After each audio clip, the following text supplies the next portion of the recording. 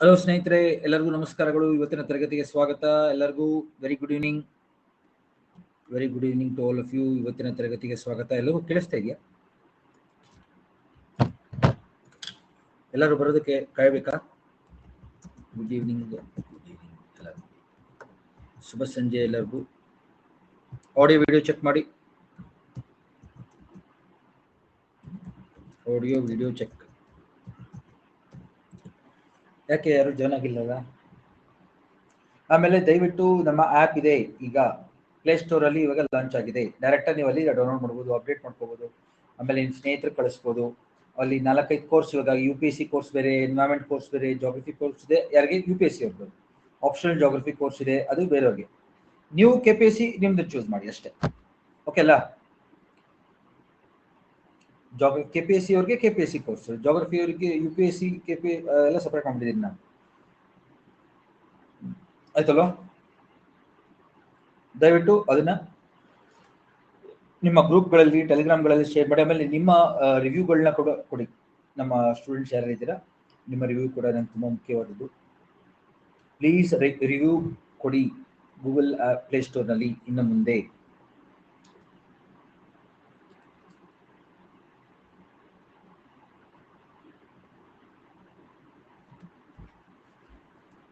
ಒಂದು 2 ನಿಮಿಷದಲ್ಲಿ ಕ್ಲಾಸ್ ಶುರು ಮಾಡೋಣ. ಎಲ್ಲರೂ ಪ್ಲೀಸ್ ನೋಟ್ಸ್ ಚೆಕ್ ಮಾಡಿ. ನಿನ್ನೆ ಕ್ಲಾಸಲ್ಲಿ ಏನಾದ್ರು ಡೌಟ್ ಇದೆಯಾ? ನಿನ್ನೆ ತರಗತಿಯಲ್ಲಿ ನಾವು ಸಿ ವೇವ್ಸ್ ಕವರ್ ಮಾಡಿದ್ದೀವಿ.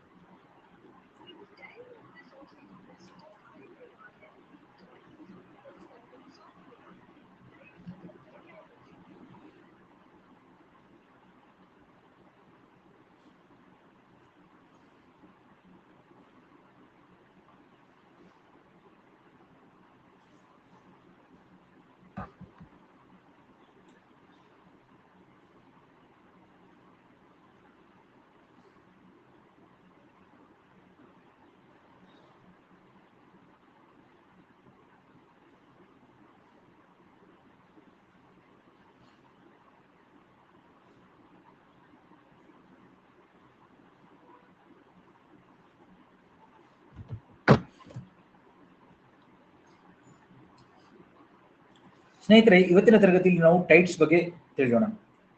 ನೋಡಿ, ಕಳೆದ ತರಗತಿಯಲ್ಲಿ ನಾವು ಸಮುದ್ರ ಅಲೆಗಳು, ನಿನ್ನೆ ಕ್ಲಾಸ್ ಎಲ್ಲರಿಗೂ ಅರ್ಥ ಆಯ್ತು. ಅದ್ರ ಜೊತೆ ಸುನಾಮಿ ಕೂಡ ಕಲ್ತಿದ್ವಿ.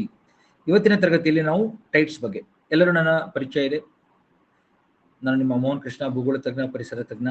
ನಾವು ಭೂಗೋಳಶಾಸ್ತ್ರ ಮತ್ತು ಪರಿಸರ ಶಾಸ್ತ್ರಕ್ಕೆ ಕರ್ನಾಟಕದ ಎಲ್ಲಾ ಸ್ಪರ್ಧಾತ್ಮಕ ಪರೀಕ್ಷೆಗಳು ಒಂದೇ ಜಾಗದಲ್ಲಿ ಎಲ್ಲಾ ತರಗತಿಗಳು ಹೇಳ್ತಾ ಇದ್ದೀನಿ. ಈ ಮಟ್ಟಕ್ಕೆ ನೀವು ಒಂದ್ಸತಿ ಓದೋದ್ರಿಂದ ನೀವು ಎಲ್ಲ ಎಕ್ಸಾಮ್ಸು ಪಾಸ್ ಆಗ್ಬೋದು. ನಮ್ಮ ಜಾಗ್ರಫಿ ಎನ್ವೈರನ್ಮೆಂಟ್ ಕ್ರಾಸ್ ಆನ್ಸರ್ ಮಾಡ್ಬೋದು. ಆಯ್ತಲ್ಲ? ನೋಡಿ, ನಾನು ಇದುವರೆಗೂ ಕವರ್ ಮಾಡ್ತಾ ಇರೋ ಟಾಪಿಕ್ ಓಷನೋಗ್ರಫಿ. ನಾವು ಆಲ್ರೆಡಿ ಎಷ್ಟೊಂದು ಟಾಪಿಕ್ಸ್ ಭಾರತದಲ್ಲಿ ಈ ಭಾಗ ಕವರ್ ಆಗಿದೆ, ಇಂಡಿಯನ್ ಜಾಗ್ರಫಿ ಈ ಭಾಗ ಕವರ್ ಆಗಿದೆ, ಹಂಗೆ ಕರ್ನಾಟಕ ಜಾಗ್ರಫಿ ಸ್ವಲ್ಪ ಕ್ಲೈಮೇಟ್, ರಿವರ್, ರೈನ್ಫಾಲ್ ಆ ಥರದೆಲ್ಲ ಓದಿದ್ದೀವಿ. ಕರೆಕ್ಟ್ ಅಲ್ವಾ? Natural vegetation, India, climate, soil, ಅವೆಲ್ಲ ಎಷ್ಟೊಂದು ಟಾಪಿಕ್ಸ್ ಕವರ್ ಆಗಿದೆ. ಈಗ ನಾನು ಇವಾಗ ಇದನ್ನು ಕವರ್ ಮಾಡ್ತಾ ಇದ್ದೀನಿ. ನೋಡಿ, ಟೈಡ್ಸ್ ಇದೆಲ್ಲ ಆಗೋದ್ರೆ ನಾನು ಹ್ಯೂಮನ್ ಜಾಗ್ರಫಿ ಶುರು ಮಾಡ್ಬೋದು. ಕರೆಕ್ಟಾ? ಸೊ ಇವತ್ತಿನ ತರಗತಿಯಲ್ಲಿ ನಾವು ಸಮುದ್ರ ಸಾಗರಗಳ ಚಲನೆಯನ್ನ ಮುಂದುವರಿಸ್ತಾ ಇದ್ದೀನಿ. ನೋಡಿ, ಸಮುದ್ರ ಸಾಗರಗಳ ನೀರಿನ ಚಲನೆಯಲ್ಲಿ 2 ತರ ಚಲನೆಗಳು ಅಂತ ಹೇಳಿದೆ. ಒಂದು ಲಂಬವಾಗಿ, ಇನ್ನೊಂದು ಸಮತಲವಾಗಿ. ಹಾರಿಜಾಂಟಲ್ ಆಗಿರೋದನ್ನ ನಾವು ಸಿ ವೇವ್ಸ್ ಮತ್ತು ಓಷನ್ ಕರೆಂಟ್ಸ್ ಅಂತ ಕರಿತೀವಿ. ಇದಾಗಿದೆ ನಮ್ಮ ತರಗತಿ. ಆಯ್ತಾ? ಇನ್ನೊಂದು ವರ್ಟಿಕಲ್, ಉಬ್ಬರ ಇಳಿತಗಳು. ಇದನ್ನ ಕವರ್ ಮಾಡ್ತಾ ಇದ್ದೀನಿ ಇವತ್ತು. ಈ ಟಾಪಿಕ್, ಇವತ್ತಿನ ಟಾಪಿಕ್ ಉಬ್ಬರ ಇಳಿತಗಳು, ಟೈಡ್ಸ್ ಅಂತ ಕರಿತೀವಿ. ಏನು ಉಬ್ಬರ ಇಳಿತಗಳು ಅಂದ್ರೆ, ನೀರು ಸಮುದ್ರ ಸಾಗರಗಳಲ್ಲಿ ಏನಿದೆ ಅದು ಮೇಲು ಏಳದು ಅದನ್ನ ಕೆಳಗೆ ಇಳಿಯೋದನ್ನ ಉಬ್ಬರ ಇಳಿತಗಳು ಅಂತ ಕರಿತೀವಿ. ಓಕೆ, ಅಂದ್ರೆ ನೀರು ಹೆಚ್ಚಾಗ್ತಾ ಇಲ್ಲ. ಭೂಮಿ ಮೇಲೆ ಏನ್ ನೀರಿದೆ ಅದಷ್ಟೇ ಇರುತ್ತೆ. ಗೊತ್ತಾಯ್ತಲ್ಲ ಸ್ನೇಹಿತರೆ? ಭೂಮಿ ಮೇಲೆ ಏನ್ ನೀರಿರುತ್ತೆ ಅದಷ್ಟೇ ಇರುತ್ತೆ. ಅದರ ಲೆವೆಲ್ ಚೇಂಜ್ ಆಗುತ್ತೆ, ನೀರಿನ ಮಟ್ಟ ಚೇಂಜ್ ಆಗುತ್ತೆ. ಯಾಕೆ? ಸೂರ್ಯನ ಮತ್ತು ಚಂದ್ರನ ಗುರುತ್ವಾಕರ್ಷಣೆಯಿಂದ. ಇಲ್ಲಿ ನೋಡಿ, ಇದೊಂದು ಬಂದರು ಕಾಣ್ತಾ ಇದೆ ಎಲ್ಲರಿಗೂ. ಇಲ್ಲೊಂದು ಕಡೆ ಹಡಗುಗಳೆಲ್ಲ ನಿಂತಿದೆ. ಗಮನಿಸ್ತಾ ಇದ್ದೀರಾ ಎಲ್ಲರೂ? ಎಸ್ ಆರ್ ನೋ ನೋಡಿ, ಕಾಣ್ತಾ ಇದೆಯಾ ಇಲ್ವಾ?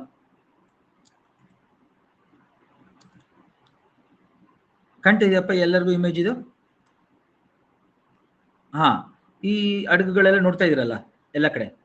ಸೊ ಇದನ್ನ ಗಮನಿಸಿ ಈಗ ಒಂದ್ 2 ನಿಮಿಷ. ಯಾವ ರೀತಿ ಟೈಡ್ ಲೆವೆಲ್ ಚೇಂಜ್ ಆಗುತ್ತೆ ಅದನ್ನ ಗಮನಿಸಿ ಎಲ್ಲರೂ. ನೋಡಿ ವಾಟರ್ ಲೆವೆಲ್ ನೋಡಿ ಹಿಂಗ್ ಚೇಂಜ್, ಅಲ್ಲೇ ಇರ್ತಾವೆ ಅಡುಗೆಗಳು, ಏನು ಚೇಂಜ್ ಆಗಿಲ್ಲ. ಟೈಡ್ ನೋಡಿ ವಾಟರ್ ಲೆವೆಲ್ ಹೆಚ್ಚಾಗ್ತಾ ಇದೆ, ವಾಟರ್ ಲೆವೆಲ್ ಕಮ್ಮಿ ಆಗ್ತಾ ಇದೆ. ನೋಡಿ ವಾಟರ್ ಲೆವೆಲ್ ಕಮ್ಮಿ ಆಗ್ತಾ ಇದೆ. ನೋಡಿ ವಾಟರ್ ಲೆವೆಲ್ ಹೆಚ್ಚಾಯಿತು. ಇದು ಹೈ ಟೈಡ್, ಅಧಿಕ ಉಬ್ಬರವಿಳಿತೆ. ಇದು ಕನಿಷ್ಠ ಉಬ್ಬರವಿಳಿತೆ. ನೋಡಿ ಕೆಳಗೆ ಗೊತ್ತಾಯ್ತಲ್ಲ? ಇಲ್ಲಿ ನೋಡಿ, ಇಲ್ಲಿವರೆಗೂ ನೀರಿದೆ, ಹಿಂದೆ ಹೋಯ್ತು. ಇವಾಗ ನೋಡಿ ಎಲ್ಲರೂ, ಇಲ್ಲಿ ನೋಡಿ ಎಷ್ಟೋ ನೀರಿದೆ ಅಲ್ಲ, ಸಡನ್ ಆಗಿ ನೀರು ಕೆಳಗೆ ಹೋಗುತ್ತೆ. ಈ ತರ ನೀರ್ ಮೇಲ್ ಬರುತ್ತೆ, ಸ್ವಲ್ಪ ಹೊತ್ತಾದ್ಮೇಲೆ ನೀರ್ ಕೆಳಗೆ ಹೊರಟೋಗುತ್ತೆ, ನೀರ್ ಮೇಲ್ ಬರುತ್ತೆ, ಹಿಂಗ್ ಕೆಳಗೆ ಹೊರಟೋಗುತ್ತೆ. ಕರಾವಳಿ ತೀರದಲ್ಲಿ ಆಗುತ್ತೆ. ಈ ತರ ಹೆಚ್ಚು ಮತ್ತು ಕಡಿಮೆ ಆಗೋದನ್ನ, ನೀರಿನ ಮಟ್ಟ ಹೆಚ್ಚಾಗೋದು ಕಮ್ಮಿ ಆಗೋದನ್ನ ಉಬ್ಬರವಿಳಿತೆಗಳು ಅಂತ ಕರಿತೀವಿ. ಹೌದಲ್ಲ? ಚೆನ್ನಾಗಿದೆಲ್ಲ. ನಾವು ಇವಾಗ ಈ ತರ ಎಲ್ಲ ವಿಡಿಯೋನ ನೋಡೋದ್ರಿಂದ ನಿಮಗೆ ಸುಲಭವಾಗಿ ಅರ್ಥ ಆಗುತ್ತೆ. ಅರ್ಥ ಆಯ್ತಲ್ಲ ಎಲ್ಲರಿಗೂ? Change in the water level, fluctuation in the water level is called as tide. Vertical movement ಅಂತ ಕರೆಯೋದು ಅದಕ್ಕೇನೆ. ಎಷ್ಟು ಜನಕ್ಕೆ ಅರ್ಥ ಆಯ್ತು?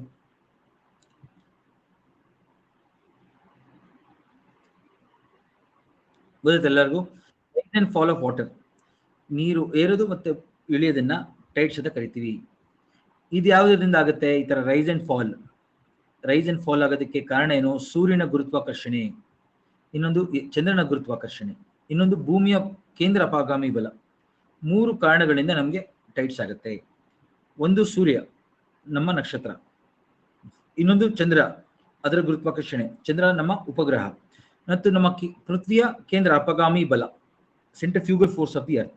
ಈ 3 ಬಲಗಳಿಂದ ಇವೆರಡರದ್ದು ಗುರುತ್ವಾಕರ್ಷಣೆ ಮತ್ತು ಇದರ ಕೇಂದ್ರ ಅಪಗಾಮಿ ಬಲದಿಂದ ಟೈಡ್ಸ್ ಆಗುತ್ತದೆ. ನಾವು ಕೆಟ್ಕೊಳ್ಳಿ ಎಲ್ಲರೂ.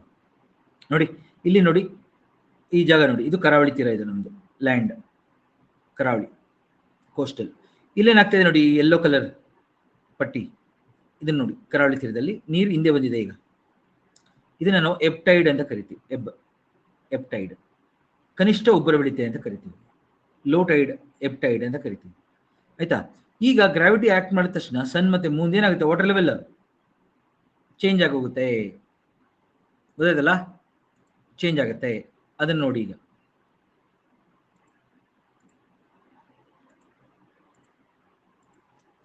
ನೋಡಿ, ವಾಟರ್ ಲೆವೆಲ್ ಚೇಂಜ್ ಆದ ತಕ್ಷಣ ಇಲ್ಲಿ ಬಂತು. ಸನ್ ಗ್ರಾವಿಟಿ ಹೆಚ್ಚಾದ ತಕ್ಷಣ, ಮೂನ್ ಗ್ರಾವಿಟಿ ಹೆಚ್ಚಾದ ತಕ್ಷಣ ಕಡಿಮೆ ಆದಾಗ ಹಿಂದೆ ಬರುತ್ತೆ, ಮತ್ತೆ ಹೆಚ್ಚಾದಾಗ ಮೇಲ್ ಬಂದಾಗ ಹೈ ಟೈಡ್, ಹಿಂದೆ ಹೋದಾಗ ಲೋ ಟೈಡ್. ಗೊತ್ತಾಯ್ತಲ್ಲ ಎಲ್ಲರಿಗೂ? ಈ ರೀತಿ ಟೈಡ್ಸ್ಗಳು ಆಗ್ತವೆ. High tide, low tide. Clear?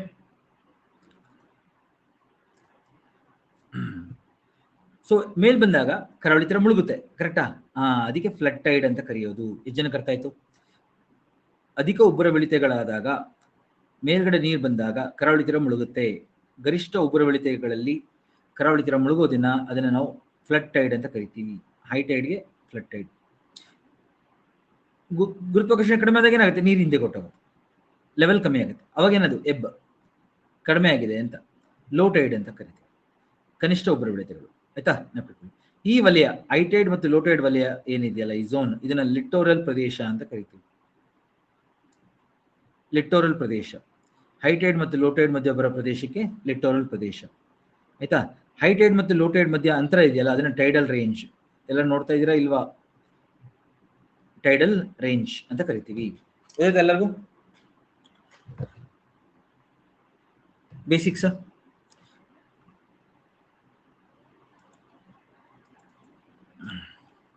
ಇಲ್ಲಿ ನೋಡಿ, ಇದು ನಮ್ಮ ಅರ್ಥ, ಇದರ್ಥ. ಇದು ನಮ್ಮ ಸನ್, ಇದು ನಮ್ಮ ಮೂನ್.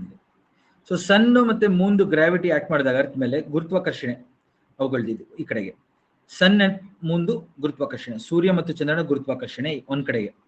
ಪೃಥ್ವಿ ಏನ್ ಮಾಡುತ್ತೆ? ಅದೇ ಅದೊಂದು ದೊಡ್ಡ ಗ್ರಹ, ನಮ್ಮ ಪೃಥ್ವಿ ಘನರೂಪದಲ್ಲಿರುವ ಗ್ರಹ, ಟೆರೆಸ್ಟ್ರಿಯಲ್ ಪ್ಲಾನೆಟ್, ರಾಕಿ ಪ್ಲಾನೆಟ್. ಹೌದಾ? ನಮ್ಮ ಅರ್ಥ ಶಿಲೆಗಳು, ಖನಿಜಗಳಿಂದ ಕೂಡ ಆಗಿರುವಂತ ಗ್ರಹ ನಮ್ದು. ಗುರುತ್ವಾಕರ್ಷಣೆ ಜಾಸ್ತಿ ಇದೆ, ಸಾಂದ್ರತೆ ಜಾಸ್ತಿ ಇರೋ ಗ್ರಹ. ಹೌದಾ ತಾನೆ? ಇಡೀ ಸೌರಮಂಡಲದಲ್ಲಿ ಅತಿ ಹೆಚ್ಚು ಸಾಂದ್ರತೆ ಇರುವ ಗ್ರಹ ಯಾವುದು?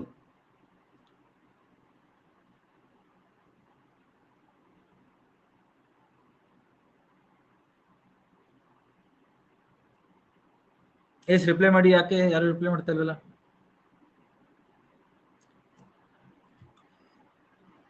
ಖನಿಜಗಳು, ಶಿಲೆಗಳು ಎಲ್ಲ ಇರೋದೇ ನಮ್ಮ ಗ್ರಹದಲ್ಲಿ. ಸೊ ಗುರುತ್ವಾಕರ್ಷಣೆ ಜಾಸ್ತಿ. ಸೊ ಗುರುತ್ವಾಕರ್ಷಣೆ ಜಾಸ್ತಿ ಇರೋದ್ರಿಂದ ಏನಾಗೋಗುತ್ತೆ, ಸೊ ನಮ್ಮ ಪೃಥ್ವಿ ದೈನಂದಿನ ಗತಿ ಇದೆ, ರೊಟೇಷನ್ ಇದೆ, ಅದರದೇ ಆದಂತ ಒಂದು ವಾರ್ಷಿಕ ಗತಿ ಇದೆ. ಸೊ ಆ ಕಾರಣದಿಂದ ಏನಾಗುತ್ತೆ, ಅದರದ್ದು ಒಂದು ಬಲ ಇದೆ, ಅದು ವಿರುದ್ಧವಾಗಿ ಆಕ್ಟ್ ಮಾಡುತ್ತೆ. ಯಾವಾಗ ಒಂದ್ ಕಡೆಗೆ ಸೂರ್ಯ ಚಂದ್ರ ಎಳಿತಾನೆ ಈ ಕಡೆಗೆ, ಅದನ್ನ ವಿರೋಧಿಸಿ ಅದನ್ನ ಬ್ಯಾಲೆನ್ಸ್ ಅಲ್ಲಿ ಸಮತೋಲನದಲ್ಲಿ ಇಟ್ಕೊಳ್ಳೋದಕ್ಕೋಸ್ಕರ ಅದರ ಜಾಗವನ್ನು ಇನ್ನೊಂದು ಕಡೆಗೆ ಕೇಂದ್ರ ಅಪಗಾಮಿ ಬಲ ಬರುತ್ತೆ, ಈ ಕಡೆ ಸೆಂಟ್ರಿಫ್ಯೂಗಲ್ ಫೋರ್ಸ್ ಬರುತ್ತೆ.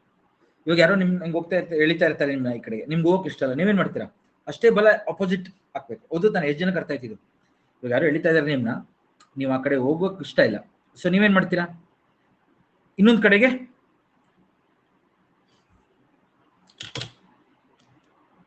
ಫೋರ್ಸ್ ಅಪ್ಲೈ ಮಾಡ್ತೀರಾ, ಕರೆಕ್ಟ್ ತಾನೆ? ಬಲ ಅಪ್ಲೈ ಮಾಡ್ತೀರಾ ಇನ್ನೊಂದು ಕಡೆಗೆ, ಅದು ಕೇಂದ್ರ ಅಪಗಾಮಿ ಬಲ. ಗೊತ್ತಾಯ್ತಾ ಎಲ್ಲರಿಗೂ?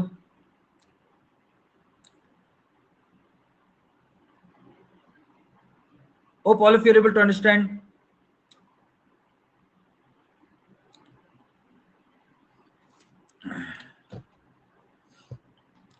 ಸೊ ಕೇಂದ್ರ ಅಪಗಾಮಿ ಬಲ ಅಂದ್ರೆ ಗೊತ್ತಾಯ್ತು ಎಲ್ಲರಿಗೂ. ಈ ಮೂರು ಕಾರಣಗಳಿದೆ. ಒಂದು ಸೂರ್ಯ ಮತ್ತು ಚಂದ್ರನ ಗುರುತ್ವಾಕರ್ಷಣಾ ಬಲ, ಆಯ್ತಾ? ಇನ್ನೊಂದು ಕೇಂದ್ರ ಅಪಗಾಮಿ ಬಲ. ಸೊ ಇದನ್ನ ಕಟ್ಬಿಡಿ ಡಯಾಗ್ರಾಮ್. ಹೈ ಟೈಡ್ ಇನ್ನೊಂದು ಹೆಸರು ಫ್ಲಡ್ ಟೈಡ್, ಲೋ ಟೈಡ್ ಇನ್ನೊಂದು ಹೆಸರು ಎಬ್ ಟೈಡ್. ಟೈಡ್ಸ್ ನೋಡಿ ಎಷ್ಟೊಂದು ಉಪಯೋಗಗಳಿದೆ ನಮಗೆ. ನಮ್ಮ ಕರಾವಳಿ ತೀರನ ಸ್ವಚ್ಛಗೊಳಿಸುತ್ತೆ. ಪ್ರತಿದಿನ ಟೈಡ್ ಆದಾಗ ಏನಾಗುತ್ತೆ, ನಾವು ಕಸ ಹಾಕಿರ್ತಾರಲ್ಲ ಅದನ್ನೆಲ್ಲ ತೆಗೆದೋಗುತ್ತದೆ. ಅದಕ್ಕೆ ಈ ಪ್ರದೇಶಕ್ಕೆ ಲಿಟ್ಟೋರಲ್ ಪ್ರದೇಶ ಅಂತ ಕರೆಯೋದು. ಹಂಗಂತ ನಾವು ಕಸ ಹಾಕ್ಬೇಕು ಅಂತ ಹೇಳ್ತಾ ಇಲ್ಲ, ಇರೋ ಕಸನ ತೆಗೀತೆ. ಇಲ್ಲಾಂದ್ರೆ ಒಂದೊಂದ್ ಕಡೆ ಬೇರೆ ಕಡೆ ತಂದು ಹಾಕತ್ತೆ. ಎಷ್ಟು ಜನ ನೋಡಿದಿರಾ ಬೀಚ್ಗಳಲ್ಲಿ? ಎಷ್ಟೊಂದ್ ಸತಿ ನೋಡಿರ್ತೀರಾ, ಟೈಡ್ಸ್ ಆದಾಗ ಎಲ್ಲೋ ಇನ್ನೊಂದ್ ಕಡೆಯಿಂದ ಸಮುದ್ರದಲ್ಲಿ ಯಾರೋ ಆಗ್ತಂತ ಕಸ ಇನ್ನೊಂದು ಎಲ್ಲೋ ಕಡೆ ಇದ್ದಿದ್ದನ್ನ ತಂದು ಹಾಕತ್ತೆ ವಾಪಸ್. ಸೊ ಸಮುದ್ರದಲ್ಲಿ ಇರೋಂಥ ಕೊಳಚೆ ಇದನ್ನ ಪ್ಲಾಸ್ಟಿಕ್ ನ ವಾಪಸ್ ತಂದು ಹಾಕ್ಬಿಡುತ್ತೆ ಒಂದ್ಸತಿ. ಅದನ್ನ ನಾವು ತೆಗೆದು ಬಿಡ್ಬೇಕು ಅವಾಗ ಕರಾವಳಿ ತೀರದಲ್ಲಿ. ಗೊತ್ತಾಯ್ತಲ್ಲ? ಸೊ ಒಂದ್ ರೀತಿ ಟೈಡ್ಸ್ಗಳು ನಮ್ಮ ಕರಾವಳಿಯನ್ನು ಸ್ವಚ್ಛಗೊಳಿಸುತ್ತದೆ. ಹಂಗೆ ನೀರು ಬಂದಾಗ ಪ್ರತಿ ಸಲ ಪೋಷಕಗಳನ್ನ ತರುತ್ತದೆ. ಸಮುದ್ರ ನೀರು ಬಂದಾಗ ಅದ್ರ ಜೊತೆಗೆ ನೀರು, ಉಪ್ಪು, ಪೋಷಕಗಳು ಇರುತ್ತೆ. ಅದ್ರಲ್ಲಿ ಎಷ್ಟೋ ಜೀವಿಗಳಲ್ಲಿ ಮಣ್ಣಲ್ಲಿ ವಾಸ ಮಾಡ್ತವೆ, ಹೌದಾ? ಕರಾವಳಿಯಲ್ಲಿ ಒಂದು ಪರಿಸರ ವ್ಯವಸ್ಥೆ ಶುರುವಾಗುತ್ತೆ, ಕೋಸ್ಟಲ್ ಇಕೋಸಿಸ್ಟಮ್ ಅಂತ ಕರಿತೀವಿ. ಯಾಕಂದ್ರೆ ಆ ಪೋಷಕಗಳನ್ನ ತಗೊಂಡು ತಿನ್ನಕ್ಕೆ ಕರೆಕ್ಟಾ ಇದು ಕ್ರ್ಯಾಬ್ಗಳು ಬರ್ತವೆ, ಆ ಕ್ರ್ಯಾಬ್ನ ತಿನ್ನಕ್ಕೆ ಪಕ್ಷಿಗಳು ಬರ್ತವೆ. ಆ ರೀತಿ ಗೊತ್ತಾಯ್ತಲ್ಲ? ಒಂದು ಪರಿಸರ ಸರಪಳಿ ಶುರುವಾಗೋಗುತ್ತೆ ಅಲ್ಲಿ. ಸೊ ಒಂದು ಪರಿಸರ ವ್ಯವಸ್ಥೆ ಶುರುವಾಗುತ್ತೆ ಆ ಜಾಗದಲ್ಲಿ.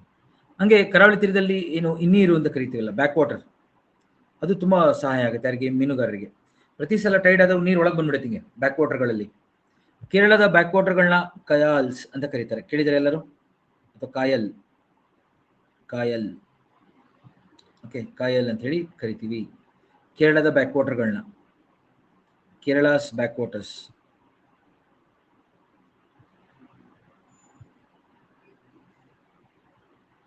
ಆಯ್ತಾ? ನಾವು ಕಟ್ಕೊಳ್ಳಿ. ಮೀನುಗಾರರಿಗೆ ಉಪಯೋಗ ಆಗುತ್ತೆ ಈ ತರ ನೀರು ಒಳಗೆ ಬರೋದ್ರಿಂದ, ಟೈಡ್ ವಾಟರ್ ಫಿಶಿಂಗ್. ಜೊತೆಗೆ ಬಂದರುಗಳು, ಹಡಗುಗಳ ಸಂಚಾರ. ಹೈ ಟೈಡ್ ಆದಾಗ ಏನಾಗುತ್ತೆ, ಎಲ್ಲ ಹಡಗುಗಳು ಒಳಗೆ ಬರ್ತವೆ, ಹೋಗ್ತವೆ ಹೊರಗಡೆಗೆ. ಬಂದರುಗಳು ಮತ್ತು ಹಡಗುಗಳ ಸಂಚಾರಕ್ಕೆ. ಹಂಗೆ ವಿದ್ಯುತ್ ಶಕ್ತಿ ಉತ್ಪಾದನೆ ಮಾಡ್ಬೋದು. ಎಷ್ಟು ಜನಕ್ಕೆ ಅರ್ಥ ಆಗ್ತದೆ? ಟೈಡಲ್ ಎನರ್ಜಿ ಉತ್ಪಾದನೆ ಮಾಡ್ಬೋದು, ಬಂದರುಗಳ ನಿರ್ಮಾಣ ಮಾಡ್ಬೋದು, ಮೀನುಗಾರರಿಗೆ ಹೆಲ್ಪ್ ಆಗುತ್ತೆ, ಕರಾವಳಿ ವ್ಯವಸ್ಥೆ, ಪರಿಸರ ವ್ಯವಸ್ಥೆ ಶುರುವಾಗುತ್ತೆ, ಪೋಷಕಗಳನ್ನ ತಂದಾಕತ್ತೆ, ಸ್ವಚ್ಛವಾಗಿ ಇಡುತ್ತೆ ನಮ್ಮ ಕರಾವಳಿ ತೀರವನ್ನು. ಬರ್ಕೊಳ್ಳಿ ಬೇಗ ಎಲ್ಲರೂ, ಒಂದು 5 ನಿಮಿಷ ಟೈಮ್ ಕೊಡ್ತೇನೆ.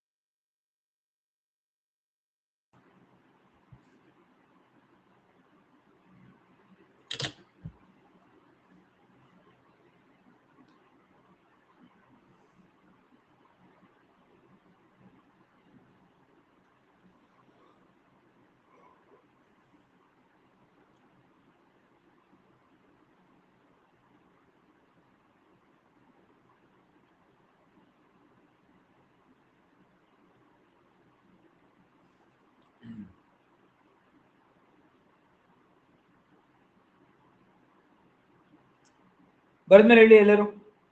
ಅದ್ರ ನೋಟ್ಸ್ ಮಾಡ್ತಾ ಇದೀರಿ ತಾನೆ ಎಲ್ಲರೂ? ಇದೆಲ್ಲ ಮೇನ್ಸ್ಗೂ ಕೇಳ್ತಾರೆ, ಪ್ರಿಲಿಮ್ಸ್ಗೂ ಕೇಳ್ತಾರೆ. ಬರೀ PDF ಅಲ್ಲಿ ಓದ್ಕೊಬಿಡ್ತೀನಿ ಆ ಥರ ಮಾಡಿದ್ರೆ ನೀವು ಆಗಲ್ಲ. ಇಲ್ಲಿ ಬರೀಲಿಲ್ವಾ ನೀವು ಎಕ್ಸಾಮಲ್ಲಿ ಬರೆಯಲ್ಲ, ಆಮೇಲೆ ಮುಗೀತು ಕತೆ. ಆಮೇಲೆ ನೀವು ಹೇಳ್ತೀರಾ ನಾವು ಆನ್ಲೈನ್ ಓದಿದ್ದು ಯಾರು ಸರಿಗ್ ಮಾಡಲಿಲ್ಲ ಕ್ಲಾಸು ಅಂತ ಹೇಳ್ತೀರಾ. ಆಮೇಲೆ ಈಗಲೇ ಹೇಳಿ, ನನಗೆ ಗೊತ್ತಿದೆ ಸ್ಟೂಡೆಂಟ್ಸ್ ಮೆಂಟಾಲಿಟಿ ಏನು ಅಂತ. ಸೊ ಅದಕ್ಕೋಸ್ಕರ ನಾನು ಇವಾಗ ಹೇಳ್ಬಿಟ್ಟಿದ್ದೀನಿ, ದಯವಿಟ್ಟು ನೀವು ನೋಟ್ಸ್ ಬರೀದೇ ಇದ್ದು ನಿಮಗೆ ತೊಂದರೆ ಆಗುತ್ತೆ, ಆಯ್ತಾ? ಬರೆಯೋದನ್ನ ಅಭ್ಯಾಸ ಮಾಡ್ಕೊಳ್ಳಿ ಯಾವಾಗಲೂ. ಚಿತ್ರ ಬರೆಯೋದು ಅದನ್ನ ಆನ್ಲೈನ್ ಕ್ಲಾಸಲ್ಲಿ ನೀವೆಲ್ಲರೂ ಆನ್ಲೈನ್ ಕ್ಲಾಸ್ ಕೇಳ್ತಾ ಇರೋದ್ರಿಂದ ಇದು ದೊಡ್ಡ ಸಮಸ್ಯೆಗೆ ಹಾಕೋತಾ ಇದ್ದಾರೆ ಸ್ಟೂಡೆಂಟ್ಸ್. ಇವಾಗ ಮೊದಲಾರೆ ಕ್ಲಾಸಿಗೆ ಬರೋರು, ಕ್ಲಾಸಲ್ಲಿ ಕೂರೋರು, ನೋಟ್ಸ್ ತೊಗೊಂಡು ಬರೆಯೋರು, ಅದೊಂದು ಅಭ್ಯಾಸ ಇತ್ತು. ಅದೊಂದು ಜನ್ರೇಷನ್ ಹೋಯ್ತು ಈಗ ಮುಂದಕ್ಕೆ. ಇವಾಗ ಮಕ್ಕಳು ಸಹ ನಾನು ನೋಡಿದ್ದೀನಲ್ಲ ಆನ್ಲೈನ್ ಕ್ಲಾಸ್ ಕೇಳ್ತಾರೆ ಸ್ಕೂಲಲ್ಲೂ. ಈಗ ಎಷ್ಟೋ ಜನ ಪೇರೆಂಟ್ಸ್ ಕೋವಿಡ್ ಬಂದ್ಮೇಲಿಂದ ಮಕ್ಕಳನ್ನ ಸ್ಕೂಲ್ಗೆ ಕಳಿಸ್ತಾ ಇಲ್ಲ, ಎಲ್ಲ ಒಂದೊಂದು ದೊಡ್ಡ ದೊಡ್ಡ ಸ್ಕೂಲ್ಗಳಲ್ಲಿ ಆನ್ಲೈನೇ ಮಾಡ್ಬಿಡ್ತಾ ಇದ್ದಾರೆ. ಈಗೆಲ್ಲಾನು ಆನ್ಲೈನ್ ಕ್ಲಾಸಲ್ಲಿ ಕೇಳ್ತಾ ಇದ್ದಾರೆ, ಬರೀತಾನೆ ಇಲ್ಲ. ಸತೀಶ್, ಕ್ಲಾಸ್ ಶುರು ಮಾಡ್ತಾ ಇದೀವಿ ಇವಾಗ ತಾನೆ, ವೇಟ್ ಮಾಡಿ, ಎಲ್ಲ ಟಾಪಿಕ್ ಕೇಳಿ ಫಸ್ಟ್, ಇರೋದನ್ನ ಬರ್ಕೊಳ್ಳಿ ಫಸ್ಟ್.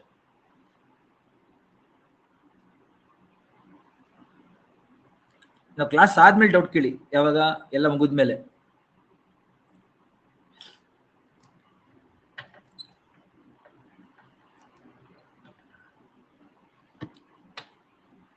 ಬರದ್ರಾ? ಎಬ್ ಅಂದ್ರೆ ಏನು ಅಂತ ಕೇಳಿದ್ರೆ ನೋಡಿ, FDA SDA ನಲ್ಲಿ ಅಷ್ಟೇ. ನೀವು ಏನು ದೊಡ್ಡ ಎಕ್ಸಾಮ್ ಚಿಕ್ಕ ಎಕ್ಸಾಮ್ ಅಂತಲ್ಲ. ಯಾರು ಪರವಾಗಿಲ್ಲ ಸತೀಶ್, ಕೇಳಿಸ್ಕೊಳ್ಳಿ. ಇನ್ನೂ ಅರ್ಧ ಗಂಟೆ ಇನ್ನೂ ಶುರು ಆಗಿಲ್ಲ ನಾವು ಕ್ಲಾಸ್ ಮಾಡಿ. ಈಗ ನೋಡಿ, ಕ್ಲಾಸಲ್ಲಿ ಎಕ್ಸಾಮ್ ಅಲ್ಲಿ ಏನ್ ಮಾಡ್ತಾರೆ, ನೀವು FDA ಎಕ್ಸಾಮ್ ಬರೀತಿದ್ದೀರಾ ಅನ್ಕೊಳ್ಳಿ, ಇದನ್ನ ಕೇಳ್ತಾರೆ. ಫ್ಲಡ್ ಟೈಡ್ ಅಂದ್ರೆ ಏನು ಅಂತ ಕೇಳ್ತಾರೆ. ನೋಡಿ, ಹೈ ಟೈಡ್ಗೆ ಫ್ಲಡ್ ಟೈಡ್ ಅಂತ ಕರೀತಾರೆ ಅಷ್ಟೇ, ಯಾಕೆಂದ್ರೆ ಕರಾಳಿ ತೀರ ಮುಳುಗೋಗುತ್ತೆ. ಎಬ್ ಅಂದ್ರೆ ಏನು ಅಂತ ಕೇಳ್ತಾರೆ, low tide. FDA SDA PSI PC exam ಅಲ್ಲಿ ಹಿಂಗೆ ಕೇಳ್ತಾರೆ. ಆದ್ರೆ UPSC ಎಕ್ಸಾಮ್ ಅಲ್ಲಿ ಈ ತರ ಕೇಳಕ್ ಹೋಗಲ್ಲ, KPSC ಅವರು ಆ ತರ ಕೇಳಕ್ ಹೋಗಲ್ಲ. ಗೊತ್ತಾಯ್ತಾ? ಅಷ್ಟೇ ವ್ಯತ್ಯಾಸ. ಟೈಟ್ಸ್ ಇಂಪಾರ್ಟೆನ್ಸ್ ಗೊತ್ತಾಯ್ತು. ಟೈಟ್ಸ್ ಅಲ್ಲಿ ಹೆಂಗೆ ನೀರು ಫ್ಲಕ್ಚುಯೇಟ್ ಆಗುತ್ತೆ ಗೊತ್ತಾಯ್ತು. 3 ಕಾರಣಗಳು ಟೈಡ್ ಆಗೋದಕ್ಕೆ. ಏನ್ ಕಾರಣ ಗೊತ್ತಾಯ್ತಲ್ಲ ಎಲ್ಲರಿಗೂ? ಇವು 3 ಕಾರಣ.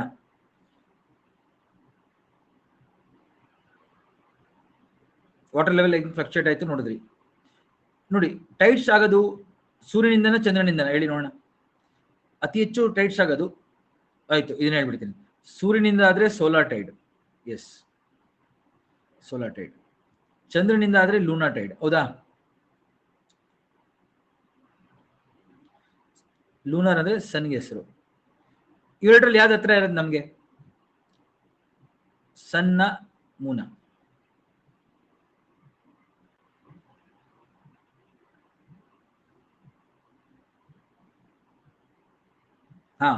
ಸೊ ಮೂನ್ ಇಂದ ನಮಗೆ ಟೈಡ್ ಜಾಸ್ತಿ ಆಗುತ್ತೆ.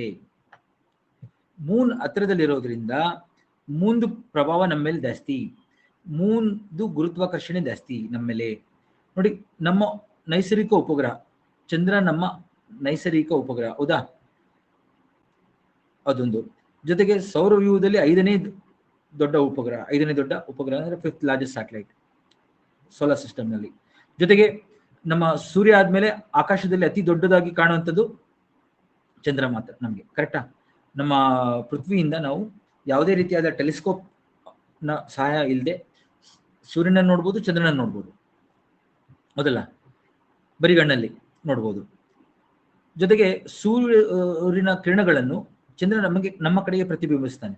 ಚಂದ್ರನಿಗೆ ಸ್ವಂತ ಬೆಳಕಿಲ್ಲ, ಹೌದಾ? ಸೂರ್ಯನ ಬೆಳಕು ಚಂದ್ರನ ಮೇಲೆ ಬಿದ್ದು ನಮ್ಮ ಕಡೆಗೆ ಬರುತ್ತೆ, ಅವಾಗ ನಮ್ಗೆ ಈ ತರ ಕಾಣುತ್ತೆ.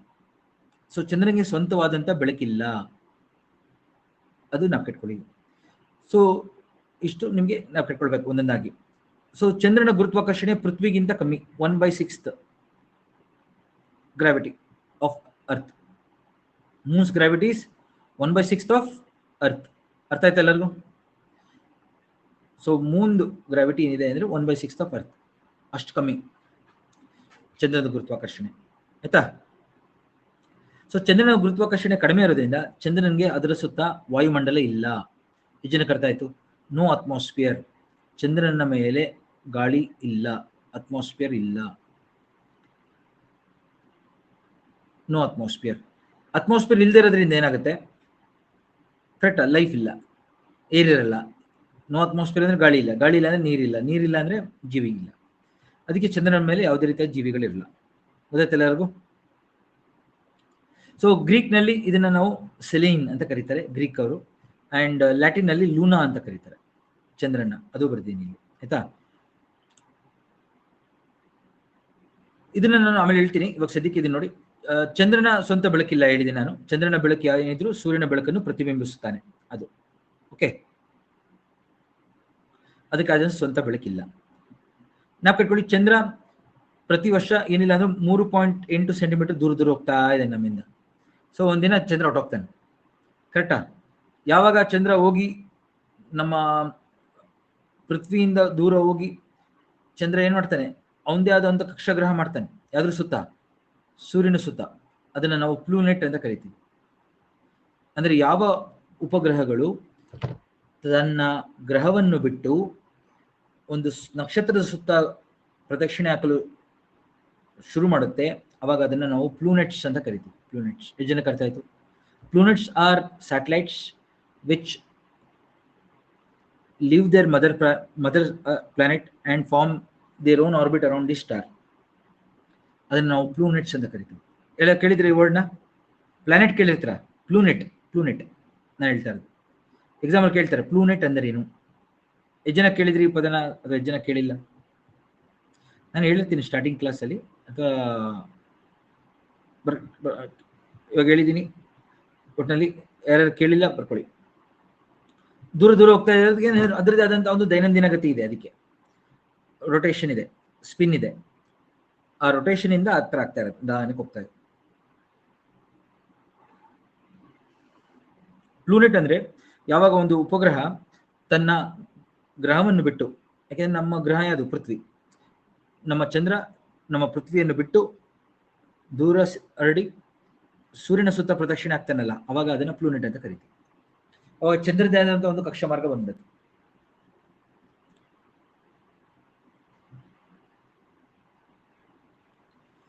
ಎಲ್ಲರಿಗೂ ಇಂಗ್ಲಿಷ್ ಅವರು ಇಲ್ಲಿದ್ದಾರೆ ನೋಡಿ. ಎಲ್ಲ ನಾ ಏನೇನು ಹೇಳಿದೆ ಇವಾಗೆಲ್ಲ ಇಂಗ್ಲಿಷ್ ಅಲ್ಲಿ ಇದೆ. Only natural satellite, 5th largest satellite in the solar system. ಆಯ್ತಾ? ಸನ್ ಆದ್ಮೇಲೆ brightest object is moon, 1/6 of Earth's gravity, no atmosphere, ಯಾಕೆಂದ್ರೆ no gravity. Luna in Latin, Greek ಮೇ Selene. Okay, please remember this. Moon light ಸ್ವಂತ ಬೆಳಕಿಲ್ಲ ಚಂದ್ರನಿಗೆ, it reflects sunlight. ಆಯ್ತಾ? 3.8 centimetre ದೂರ ದೂರ ಹೋಗ್ತಾ ಇದ್ದಾನೆ.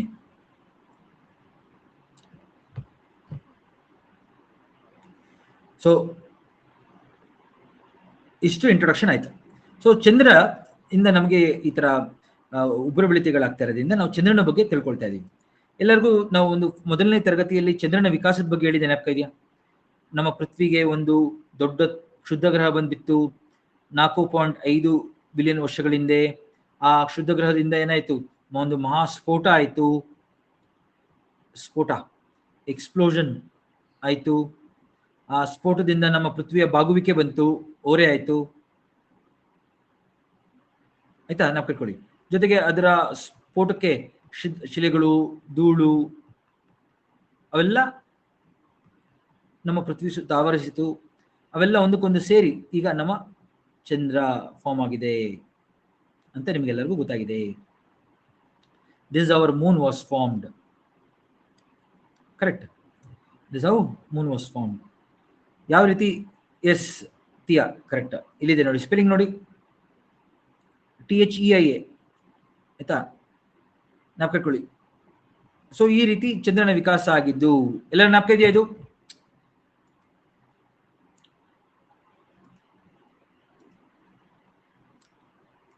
ಇದು ನೋಡಿ ಈಗ ಎಲ್ಲರೂ ಇದನ್ನ ಗಮನಿಸಿ. ಎಲ್ಲರೂ ಒಂದು ದೊಡ್ಡ ಕ್ಷುದ್ರ ಬಂದ್ಬಿತ್ತು ಭೂಮಿಗೆ, ಅದ್ರ ಚೂರ್ಚೂರಾಯ್ತು, ಅದೆಲ್ಲ ಪೃಥ್ವಿ ಸುತ್ತ ಆವರಿಸಿತು, ಒಂದಕ್ಕೊಂದು ಪರಸ್ಪರ ಗುರುತ್ವಾಕರ್ಷಣೆಯಿಂದ ಸೇರಿತು. ಅದೆಲ್ಲ ಸೇರಿ ಕಲ್ಲೆಲ್ಲ ಸೇರಿ ಒಂದು ಈ ತರ ನಮ್ಮ ಉಪಗ್ರಹ ಆಯ್ತು. ಗೊತ್ತಾಯ್ತಲ್ಲ?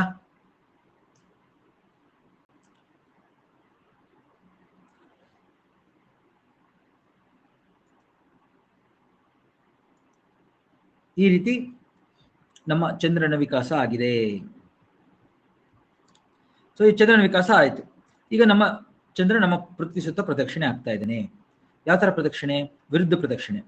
ಆಂಟಿ ಕ್ಲಾಕ್ ವೈಸ್, ಕರೆಕ್ಟಾ ನೋಡಿ, ಈ ತರ ಆಂಟಿ ಕ್ಲಾಕ್ ವೈಸ್, ವಿರುದ್ಧ ಪ್ರದಕ್ಷಿಣೆ. ಗೋಲಾಕಾರದ ನಕ್ಷತ್ರ ಗೊತ್ತಾ? Aunty clock wise. ಗೋಲಾಕಾರ ಅಂದ್ರೆ ಗೊತ್ತಾಗುತ್ತೆ, ಎಲಿಪ್ಟಿಕಲ್, ಎಲಿಪ್ಟಿಕಲ್ ಗೋಲಾಕಾರ, ಎಲಿಪ್ಟಿಕಲ್ ಆರ್ಬಿಟ್ ಹಿಂಗಿದೆ. ಆಮೇಲೆ ಎಕ್ಸಾಮ್ ಅಲ್ಲಿ ಕೊಟ್ಟಿದ್ರು ಇದನ್ನ, ಎಲಿಪ್ಟಿಕಲ್ ಅಂತ ಕೊಟ್ಟಿದ್ರು, ಕನ್ನಡದಲ್ಲಿ ಬರೆದಿದ್ರು, ಗೋಲಾ ಅಂತ ಕೊಟ್ಟಿರಲಿಲ್ಲ. ಜನ ನೋಡಿದ್ರೆ ಸಿಲೆಬಸ್ ಇದು ಕ್ವಶನ್ ಪೇಪರ್ ಅಲ್ಲಿ ಏನ್ ಮಾಡಿದ್ರು, ಗೋಲಾಕಾರದ ಕಕ್ಷಾ ಮಾರ್ಗಗಳು ಅಂತ ಕೊಟ್ಟಿರಲಿಲ್ಲ, ಎಲಿಪ್ಟಿಕಲ್ ಆರ್ಬಿಟ್ಗಳು ಅಂತ ಕೊಟ್ಟಿದ್ರು ಜಾಣರು. ಜನ ಗಮನಿಸಿದ್ರಿ? ಸೊ ಈ ತರ ಅನುವಾದ ಮಾಡ್ತಾ ಇಲ್ಲ ಅವರು, ಎಲಿಪ್ಟಿಕಲ್ ಅಂತಾನೆ ಕೊಡ್ತಾ ಇದಾರೆ. ಅವ್ರಿಗೆ ಏನಾದ್ರು ಟೆಕ್ನಿಕಲ್ ಪದ ಅನಿಸ್ತಾ ಇದೆ ಅದು ಅವ್ರಿಗೆ. Elliptical anticlockwise orbit ಇದೆ, ಇದನ್ನ ನಾವು ಲೂನಾರ್ ಆರ್ಬಿಟ್ ಅಂತ ಕರಿತೀವಿ. ಈ ತರ ಕಕ್ಷಾ ಮಾರ್ಗ ಇರೋದ್ರಿಂದ ನಮ್ಮ ಸುತ್ತ ಪೃಥ್ವಿಗೆ, ನಮ್ಮ ಚಂದ್ರನ್ಗೆ ಕೆಲವು ಸತಿ ಹತ್ರ ಬಂದ್ಬಿಡ್ತಾನೆ ಚಂದ್ರ, ನಮ್ಮ ಪೃಥ್ವಿಗೆ ಕೆಲವು ಸತಿ ದೂರ ಇರ್ತಾನೆ. ದೂರ ಹೋದನ ಅಪೋಜಿ ಅಂತ ಕರಿತೀವಿ, ಹತ್ರ ಬರೋದನ್ನ ಪೆರಿಜಿ. ಪೆರಿ ಅಂದ್ರೆ ನಿಯರ್, ಜನ ಗೊತ್ತಾಗ್ತದೆ, ಪೆರಿ ಅಂದ್ರೆ ನಿಯರ್ ಅಂತ. ಯಾರಿಗೆ? ಅರ್ತ್ಗೆ, ಅದಕ್ಕೆ ಪೆರಿ. ಜಿ ಅಂದ್ರೆ ಅರ್ತ್, ಇಯರ್. ಯಾಕೆಂದ್ರೆ ಯಾವ ತರ ಆರ್ಬಿಟ್ ಇದು? Geocentric orbit. ಜನಕ್ಕೆ ಅರ್ಥ ಆಗ್ತದೆ ಜಿಯೋಸೆಂಟ್ರಿಕ್ ಅಂದ್ರೇನು? ನಮ್ಮ ಅರ್ಥನ ಮಧ್ಯದಲ್ಲಿ ಇಟ್ಕೊಂಡು ಸುತ್ತಾ ಇದೆ ನಮ್ಮ ಚಂದ್ರ, ನಮ್ಮ ಪೃಥ್ವಿಯನ್ನು ಕೇಂದ್ರವಾಗಿ ಇಟ್ಕೊಂಡು ನಮ್ಮ ಸುತ್ತ ಪ್ರದಕ್ಷಿಣೆ ಆಗ್ತಾ ಇದ್ದಾನೆ. ಅದಕ್ಕೆ ಇದನ್ನ ಪೆರಿಜಿ ಅಂತ ಕರಿತೀವಿ, ನಿಯರ್ ಅರ್ತ್. ಪೆರಿಜಿ ಅಂದ್ರೇನು? ನಮ್ಮ ಪೃಥ್ವಿಗೆ ಸಮೀಪ ಅಂತ. ದೂರ ಹೋಗ್ತಾನೆ ಒಂದೊಂದ್ಸತಿ ಹಿಂಗೆ. ಅಪೋಜಿ, ಗ್ರೀಕ್ ಪದ, ಅಪೋ ಅಂದ್ರೇನು? ದೂರ ಅಂತ. ಫಾರ್. ಜಿ ಅಂದ್ರೇನು? ಅರ್ತ್, ಫಾರ್ ಅರ್ತ್ ಅಂತ. ಜನಕ್ಕೆ ಎಫಿಲಿಯನ್ ಪೆರಿಲಿಯನ್ ಜ್ಞಾಪಕ ಇದೆ, ಸೂರ್ಯಂಗೂ ಪೃಥ್ವಿಗೂ ಇರುವಂತ ಅಂತರ. ಸೂರ್ಯಂಗೂ ಪೃಥ್ವಿಗೂ ಇರುವ ಅಂತರಕ್ಕೆ ನಾವೇನಂತ ಕರಿತೀವಿ? ಎಫಿಲಿಯನ್ ಪೆರಿಲಿಯನ್ ಜ್ಞಾಪಕ ಇದೆಯಪ್ಪ ಎಲ್ಲರಿಗೂ?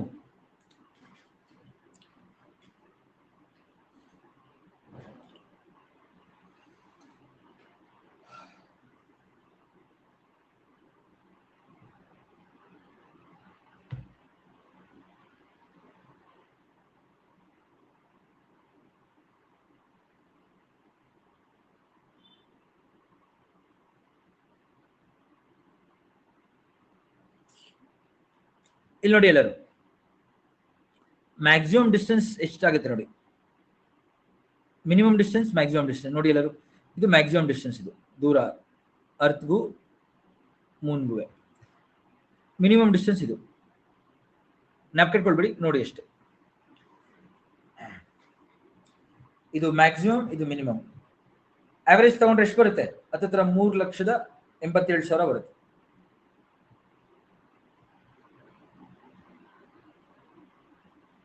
ಕಿಲೋಮೀಟರ್ಗಳು. ನಮ್ಮ ಪೃಥ್ವಿಗೂ ಚಂದ್ರನಿಗೂ ಇರುವಂತ ಆವರೇಜ್ ಅಂತರ, ಎಷ್ಟು? 3,87,000 ಬರುತ್ತೆ ಹತ್ತತ್ರ. ನೋಡಿ ಎಲ್ಲರೂ ಕರೆಕ್ಟ್ ಆಗಿ.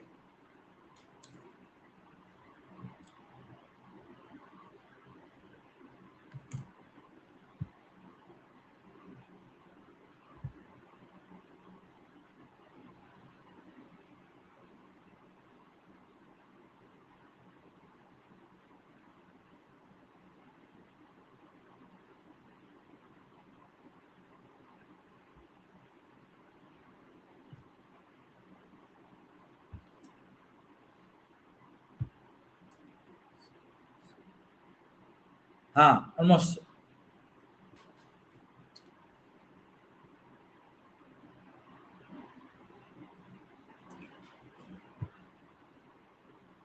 ಇಲ್ಲ, 3,84,000 ಬರ್ತಾ ಇದೆ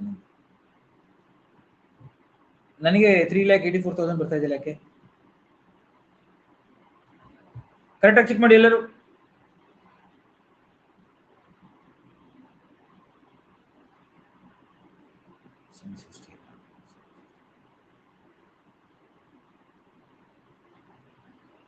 ಹಾ, ಕರೆಕ್ಟ್ ಅಲ್ಲ ಇದು? So 3,84,000 distance. ಇದೇ ಎಕ್ಸಾಮ್ ಅಲ್ಲಿ ಕೇಳಿರೋದು. ನಮ್ಮ ಪೃಥ್ವಿ ಮತ್ತು ಚಂದ್ರನ ಮಧ್ಯ ಇರುವಂತ ಸರಾಸರಿ ಅಂತರ ಏನು? Average distance, okay, between earth and Moon.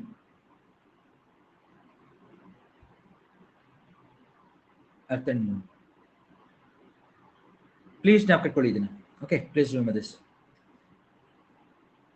ಅವಾಗ ಏನಾಗುತ್ತೆ ನೋಡಿ, ದೂರ ಹೋದಾಗ ಚಂದ್ರ ಮತ್ತು ಪೃಥ್ವಿಯ ಮಧ್ಯ ಗುರುತ್ವಾಕರ್ಷಣೆ ಕಡಿಮೆ ಆಗುತ್ತೆ, ಜಾಸ್ತಿ ಆಗುತ್ತೆ? ದೂರ ಹೋದಾಗ ಚಂದ್ರನ ಗುರುತ್ವಾಕರ್ಷಣೆ ನಮ್ಮ ಮೇಲೆ ಗುರುತ್ವಾಕರ್ಷಣೆ ಕಡಿಮೆ ಆಗುತ್ತಾ, ಜಾಸ್ತಿ ಆಗುತ್ತಾ? ಎಸ್, ಅದನ್ನ ನಾವು ಅಪೋಜಿಯನ್ ಟೈಡ್ ಅಂತ ಕರಿತೀವಿ.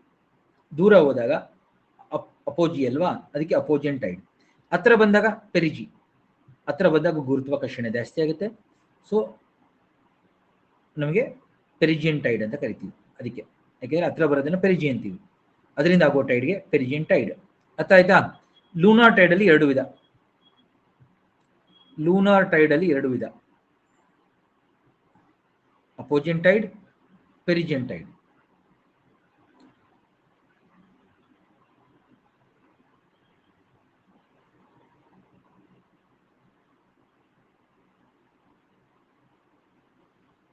ಆಯ್ತಾ? ನಾಲ್ಕು ಎಲ್ಲರೂ. ನೆಕ್ಸ್ಟ್ ನೋಡಿ, ನಮ್ಮ ಸೂರ್ಯ ಇದು, ಇಲ್ಲಿ ನಮ್ಮ ನಕ್ಷತ್ರ, ಇದು ನಮ್ಮ ಪೃಥ್ವಿ. ಎಲ್ಲರೂ ನೋಡಿ, ನಮ್ಮ ಪೃಥ್ವಿ ಇದು, ನಾವಿರೋದಿಲ್ಲಿ, ಮರಿಬೇಡಿ ಅದನ್ನ. ಆಯ್ತಾ? ಇದು ಚಂದ್ರ, ನಮ್ದು ನಮ್ಮ ಉಪಗ್ರಹ ಚಂದ್ರ. ಆಯ್ತಾ? ಎಲ್ಲರಿಗೂ ಕಾಣ್ತಿದೆಯಪ್ಪ? 3 ಇಲ್ಲಿ. ಇದು ನಮ್ಮ ಚಂದ್ರನ ಕಕ್ಷ ಮಾರ್ಗ, ನಮ್ಮ ಸುತ್ತ, ನಮ್ಮ ಪೃಥ್ವಿ ಸುತ್ತ. ನಮ್ಮ ಪೃಥ್ವಿಯ ಈ ಭಾಗ ಬೆಳಕು ಬೀಳ್ತಾ ಇದೆ ನೋಡಿ, ಸೂರ್ಯನ ಬೆಳಕು, ಇದು ದಿನ. ಅರ್ಥ ಆಗುತ್ತೆ ಎಲ್ಲರಿಗೂ? ಇದು ಡೇ. ಈ ಕಡೆ ಕತ್ಲೆ ಇದೆ ನೋಡಿ, ಇದು ನೈಟ್, ರಾತ್ರಿ. ಆಯ್ತಾ? ಈ ಭಾಗ ನಮ್ಮ ಪೃಥ್ವಿಯ ಯಾವ ಭಾಗಕ್ಕೆ ಬೆಳಕು ಬೀಳ್ತಾ ಇದೆ ಸೂರ್ಯನದು, ಅದು ದಿನ. ಇನ್ನೊಂದು ಭಾಗಕ್ಕೆ ರಾತ್ರಿ, ಕತ್ಲೆ ಅಂತ ಕರಿತೀವಿ ನಾವು, ನೈಟ್. ಓಕೆ, ನಾಲ್ಕು. ಇದು ನಮ್ಮ ಇದು ಚಂದ್ರ. ಚಂದ್ರ ನಮ್ಮ ಸುತ್ತ ಪ್ರದಕ್ಷಿಣೆ ಆಗ್ತಾ ಇದ್ದಾನೆ, ಈ ತರ ಸುತ್ತ ಹೋಗ್ತಾನೆ, ಹಿಂಗ ಹೋಗ್ತಾನೆ, ನಮ್ಮ ಸುತ್ತ ಪ್ರದಕ್ಷಿಣೆ ಆಗ್ತಾನೆ. ಯಾವಾಗ ನಮ್ಮ ಚಂದ್ರ ನಮ್ಮ ಸುತ್ತ ಹಿಂಗ್ ಪ್ರದಕ್ಷಿಣೆ ಆಗ್ತಾ ಹೋಗ್ತಾನೆ, ನಮ್ಗೆ ಚಂದ್ರನ ಬೇರೆ ಬೇರೆ ಮುಖಗಳು ಕಾಣ್ತಾ ಹೋಗುತ್ತೆ. ನಮ್ಗೆ ಎಲ್ಲಾ ತದ್ದಿನ ಒಂದೇ ತರ ಕಾಣಲ್ಲ ಚಂದ್ರ, ಕರೆಕ್ಟಾ? ದೊಡ್ಡದಾಗಿ ರೌಂಡ್ ಕಾಣೋದಿಲ್ಲ ಯಾವಾಗ್ಲೂ. ಒಂದ್ಸತಿ ಸ್ವಲ್ಪ ಇರುತ್ತೆ, ಒಂದ್ಸತಿ ಜಾಸ್ತಿ ಇರುತ್ತೆ, ಒಂದ್ಸತಿ ಕಾಣೋದೇ ಇಲ್ಲ. ಯಾಕೆ ಕಾಣೋದಿಲ್ಲ ಒಂದೊಂದ್ಸತಿ ಅಂದ್ರೆ, ಸೂರ್ಯ ಮತ್ತು ಪೃಥ್ವಿ ಮಧ್ಯೆ ಇರ್ತಾನೆ. ಅದಕ್ಕೆ ಸೂರ್ಯ ಮತ್ತು ಪೃಥ್ವಿ ಮಧ್ಯೆ ಬಂದಾಗ, ಇಲ್ಲಿ ಎಕ್ಸಾಕ್ಟ್ ಆಗಿ ಇಲ್ಲಿ ಬಂದಾಗ ಏನಾಗುತ್ತೆ, ಸೂರ್ಯನ ಕಿರಣಗಳು ಚಂದ್ರನ ಮೇಲೆ ಬಿದ್ದು ವಾಪಸ್ ಹೊಟ್ಟೋಗುತ್ತೆ ಈ ಕಡೆಗೆ, ರಿಫ್ಲೆಕ್ಟ್ ಆಗಿ ಈ ಕಡೆಗೆ. ಪ್ರತಿಬಿಂಬ ಅಂತ ಕರಿತೀವಿ ನಾವು, ರಿಫ್ಲೆಕ್ಷನ್ ಅಂತ ಕರಿತೀವಿ. ಯಾ ಕಡೆಗೆ? ಆ ಕಡೆಗೆ. ನಾವ್ ಹೇಳಿದ್ವಿ ಆಗ್ಲೇ, ಚಂದ್ರನ್ಗೆ ಸ್ವಂತ ಬೆಳಕಿಲ್ಲ, ಸೂರ್ಯನ ಬೆಳಕು ಅದ್ರ ಮೇಲೆ ಬಿದ್ದು ನಮ್ ಕಡೆಗೆ ಬಂದ್ರೆ ನಮಗ್ ಕಾಣುತ್ತೆ, ಇಲ್ಲ ಅಂದ್ರೆ ಕಾಣಲ್ಲ. ಗೊತ್ತಾಯ್ತಾ ಎಲ್ಲರಿಗೂ? ಸೊ ಇಲ್ಲಿ ಮಧ್ಯದಲ್ಲಿ ಇದ್ದಾಗ ಏನಾಗೋಗುತ್ತೆ, ಸೂರ್ಯನ ಬೆಳಕು ಇಲ್ಲಿಗೆ ಬಿದ್ದು ಬೇರೆ ಕಡೆ ಹೊಟ್ಟೋಗ್ತಾ ಇದೆ ನೋಡಿ, ಬೆಳಕು ನಮ್ ಕಡೆಗೆ ಬರ್ತಾ ಇಲ್ಲ. ಈ ಭಾಗದ ಮೇಲೆ ಬೀಳೋ ಬೆಳಕು, ಈ ಭಾಗದ ಮೇಲೆ ಬೀಳೋ ಬೆಳಕು ಬೇರೆ ಕಡೆ ಹೊಟ್ಟೋಗ್ತಾ ಇದೆ, ನಮ್ ಕಡೆಗೆ ಬರ್ತಾ ಇಲ್ಲ ಬೆಳಕು. ಅದಕ್ಕೆ ನಮ್ಗೆ ಅವತ್ತಿನ ದಿವಸ ಚಂದ್ರ ಕಾಣಲ್ಲ. ಈ ಜನಕ್ಕೆ ಅರ್ಥ ಆಯ್ತಿದ್ದು. ಅದನ್ನೇ ನಾವು ಅಮಾವಾಸ್ಯೆ ಅಂತ ಕರೆಯೋದು, ನ್ಯೂ ಮೂನ್ ಅಂತ ಕರೆಯೋದು, ಹೌದಲ್ಲ? ಇದನ್ನೇ ನಾವು ಅಮಾವಾಸ್ಯೆ ಅಂತ ಕರೆಯೋದು. ಈ ಜನಕ್ಕೆ ಅರ್ಥ ಆಯ್ತು? ಎಷ್ಟು ಇಂಟ್ರೆಸ್ಟಿಂಗ್ ಇದೆ ಇದು. ಇದು ತುಂಬಾ ಸಿಂಪಲ್ ಆಗಿದೆ ಇದು.